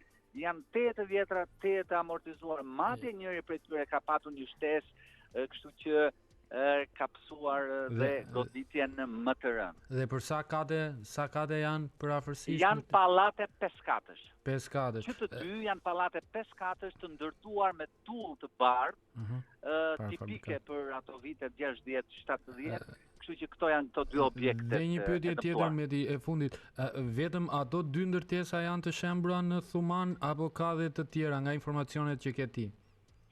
Ka dhe shtëpi të tjera të dëmtuara, në fakt unë jam shumë afër një shtëpi e cila është shëmbur, është një shtëpi me qerpiç, nga ajo çfarë unë shquaj. Nga këtu afër është shëmbur pothuajse e gjithë shtëpia dhe i gjithë kati i sipër. Ka dhe objekte të tjera të cilat kanë mësuar goditje, por këto dy pallate janë në qendër të vëmendjes të gjithkujt këtu në Thuman, cila ka mësuar shkatërrime të tmerrshme. Meti, ne të falenderojmë shumë për informacionin dhe për këtë lidhje të dytë, punë të mbar. Dhe me lajme të mira, dashti madh i Zot. Ndërkohë, teksa më shumë për moshën, teksa bëhemi gati për të patur lidhjen e radhës për të marrë dhe më shumë informacion, teksa minutat ikin, 9:46 shënon ora e saktë, ka kaluar bëhen rreth 6 orë që nga lëkundja e fortë e tërmetit, të cilin po e mbulojmë me informacione që vijnë nga të gjitha skajet e zonave më të prekura, më shumë për moshën e personave që janë deklaruar të vdekur për shkak edhe të operacioneve të shpëtimit që vijojnë dhe për shkak për të kuptuar më shumë nëse një moshë disi më e re, një trup më i fuqishëm mund të përballojë edhe qëndrimin e rënoja më shumë se sa një moshë më e thyer. Po ajo besoj varet edhe nga mënyra se si është shembur dhe në çfarë pozicioni ndodhen ata që janë në rënoja, sepse aty mos harroj që janë shumë faktorë, është mungesa e oksigjenit, është pluri, asfiksia, është pamundësia për lëndimet. të marrë goditjet ndryshme. Çdo minutë bën diferencën Çdo pa minutë bën diskutim. diferencën, prandaj është shumë e rëndësishme që në çdo ndërtesë që është shembur të ketë ekipe kërkimi që të vinë më njëherë në nevojë atyre që janë në rënoja për t'i nxjerrë sa më shpejt. Megjithatë ne do të kemi një tjetër lidhje me qytetin e Durrësit, ndërkohë që ka patur një informacion të rëndësishëm që vjen si njoftim zyrtar nga Ministrja e Infrastrukturës dhe Energjisë Belinda Balluku që me të drejtë është shprehur se si pasojë lëkundjeve të tërmetit që përfshin vendin tonë mëngjesin e së martës, një familje me origjinë nga Dibra me mbiemrin Lala, e cila përbën nga 9 pjesëtar ndodhet në rrënojat e banesës së tyre që është shembur dhe qyteti Durrësit në fakt është i bllokuar dhe po bllokohen edhe ambulancat. Është e rëndësishme që të gjithë qytetarët e Durrësit mos përdorin makinat pasi janë bllokuar gjitha akset e qytetit. Vështirësi në hyrjen e ambulancave dhe makinave të rënda për të punuar, gjithashtu pikërisht nga ky bllokim i trafikut, ndërkohë që me të drejtë duhet dhe shpresoj që ta dëgjojnë gjithë banorët për të munduar që mos krijojnë këto pengesa për ambulancat dhe gjithë automjetet që duhet kalojnë për të qenë në ndihmë të banorëve të cilët ndodhen ende në rrënoja apo në gërmadha, ndërkohë që ne do të shkojmë edhe një herë tani në një lidhje drejt për drejt nga zona e Kënetës, ku na pret atje gazetarja Vali, e cila Vali Qyrfyçi, e cila gjithashtu raporton si edhe më parë nga Durrësi, tani nga zona e Kënetës për situatën edhe në këtë zonë. Vali, na thuaj se ku gjendesh konkretisht dhe si është situata atje? Konkretisht ndodhem në unazën e Durrësit, rruga kryesore pra që lidh Kënetën me qytetin bregdetar. Këtu pas krave të mi ndodhet një godinë 6 kaçe, e cila është e rrafshuar plotësisht, siç e shihni fadromat po punojnë për të shmangur sa më shumë inerte në mënyrë që në rast se ka mbetur ndonjë banor brenda tyre të shpëtohet. Situata është vërtet e vështirë, 6 kaçe është rrënuar plotësisht, ndërkohë në zonën e Kënetës është një tjetër 4 katësh plotësisht i dëmtuar, 2 katet e parë janë rrëfshuar, ndërsa 2 katet e sipërme janë të prera në mes, ndërkohë që brenda tyre ndodhet një familje me 7 antar, të cilët nuk dihet ende gjendja e tyre, po përpiqen edhe atje, po ne nuk mundnim të bënim dot një lidhje nga atje për shkak të mungesës së sinjalit. Situata është krejtësisht kaotike. Vali Klodi, ti besoj ke lëvizur në për qytet, a ke idenë se ose më saktë, a ke parë ndërtesa, sa ndërtesa të shembura ke parë ti vetë? Përveç kësaj. Të paktën 3 në qytetin e Durrësit. Punohet në të treja, ka ekipe fadroma dhe ka ekipe kërkim shpëtimi. Ka ekipe kërkim shpëtimi, ndërkohë që forcat e policisë dhe ato të FNSH-s kanë krijuar perimetrat e sigurisë në secilën prej godinave të shëmbura për të mundësuar punën e ekipeve të kërkim shpëtimit, ndërkohë që janë konfirmuar 6 viktima në qarkun e Durrësit, 3 prej cilave në Durrës, ndërkohë 3 të tjerat janë në Thuman, ku dhe atje tërmeti ka shkaktuar dëme të shumta. Ndërkohë 22 persona janë shpëtuar nga rrënojat, pikërisht nga ekipet e kërkim shpëtimit që kanë ndërhyrë me shpejtësi pas ardhjes agimit, pasi dita ka zbardhur. Tek ajo ndërtesa private ku the që dyshohet se gjendet një familje bllokuar në rrënoja, kanë shkuar fadromat dhe ekipet e kërkimit për t'i asistuar? Po, janë, por nuk mund të ndërhyjnë sepse siç ju thash 2 katet e sipërme janë në rrezik shëmbjeje dhe çdo ndërhyrje mund të rrezikojë më shumë banorët që janë brenda. Duhet është një situatë vërtet e rrezikshme, delikate situata. Dhe është një familje dibrane. Okej. Vali, të falenderojmë edhe për këtë lidhje të dytë. Punë të mbarë në raportimin e informacioneve që të vinë edhe nga vendngjarja dhe gjithçka që grumbullohet aty, dhe teksa miq në këtë 3 orësh të programit jemi përpjekur të cillim tek ju më nga afër një informacion më të përditësuar, një informacion më të saktë nga zonat më të prekura. Kemi qenë në Durrës gjatë gjithë kohës për të raportuar se si po vijon operacioni i kërkim shpëtimit në përgodinat që janë të rrafshuara, edhe aty ku raportohet se për fat keq ka ende në këto momente që po flasim persona nën rënoja të cilët po përpiqet të nxirren dash zoti pa viktima të shtuara, numrit që her pas here na ka ardhur në redaksi si numër i personave që kanë humbur jetën si pasojë e dëmtimeve.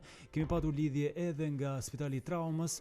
Do të prisnim një informacion zyrtar nga drejtori i spitalit, por nuk ka ndodhur ende për shkak se Alma Demiraj, kolega jon, do të kishte sinjalizuar se do të kishte dalë drejtori i spitalit për të dhënë informacion të saktë të personave që kanë marrë ndihmën e shpejtë atje. Megjithatë, sigurisht transmetimi me informacionin minutë pas minute do të vijojë në ekranin e Top Channel, kështu që ju do të mund dishni në çdo moment atë se si vijon të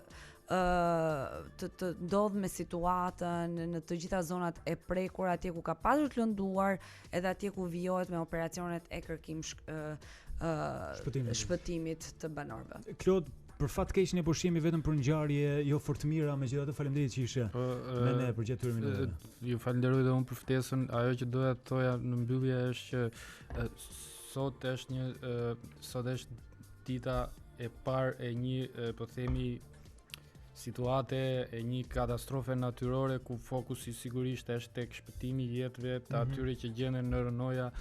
Nga nesër ndoshta do të fillojë dhe bilanci ekonomik i këtij tërmeti që me sa duket është edhe ky është do të jetë një bilanc i rënd. Do donim që të ishte në fakt lajmi kryesor dëmi ekonomik, por për fat keq nuk është.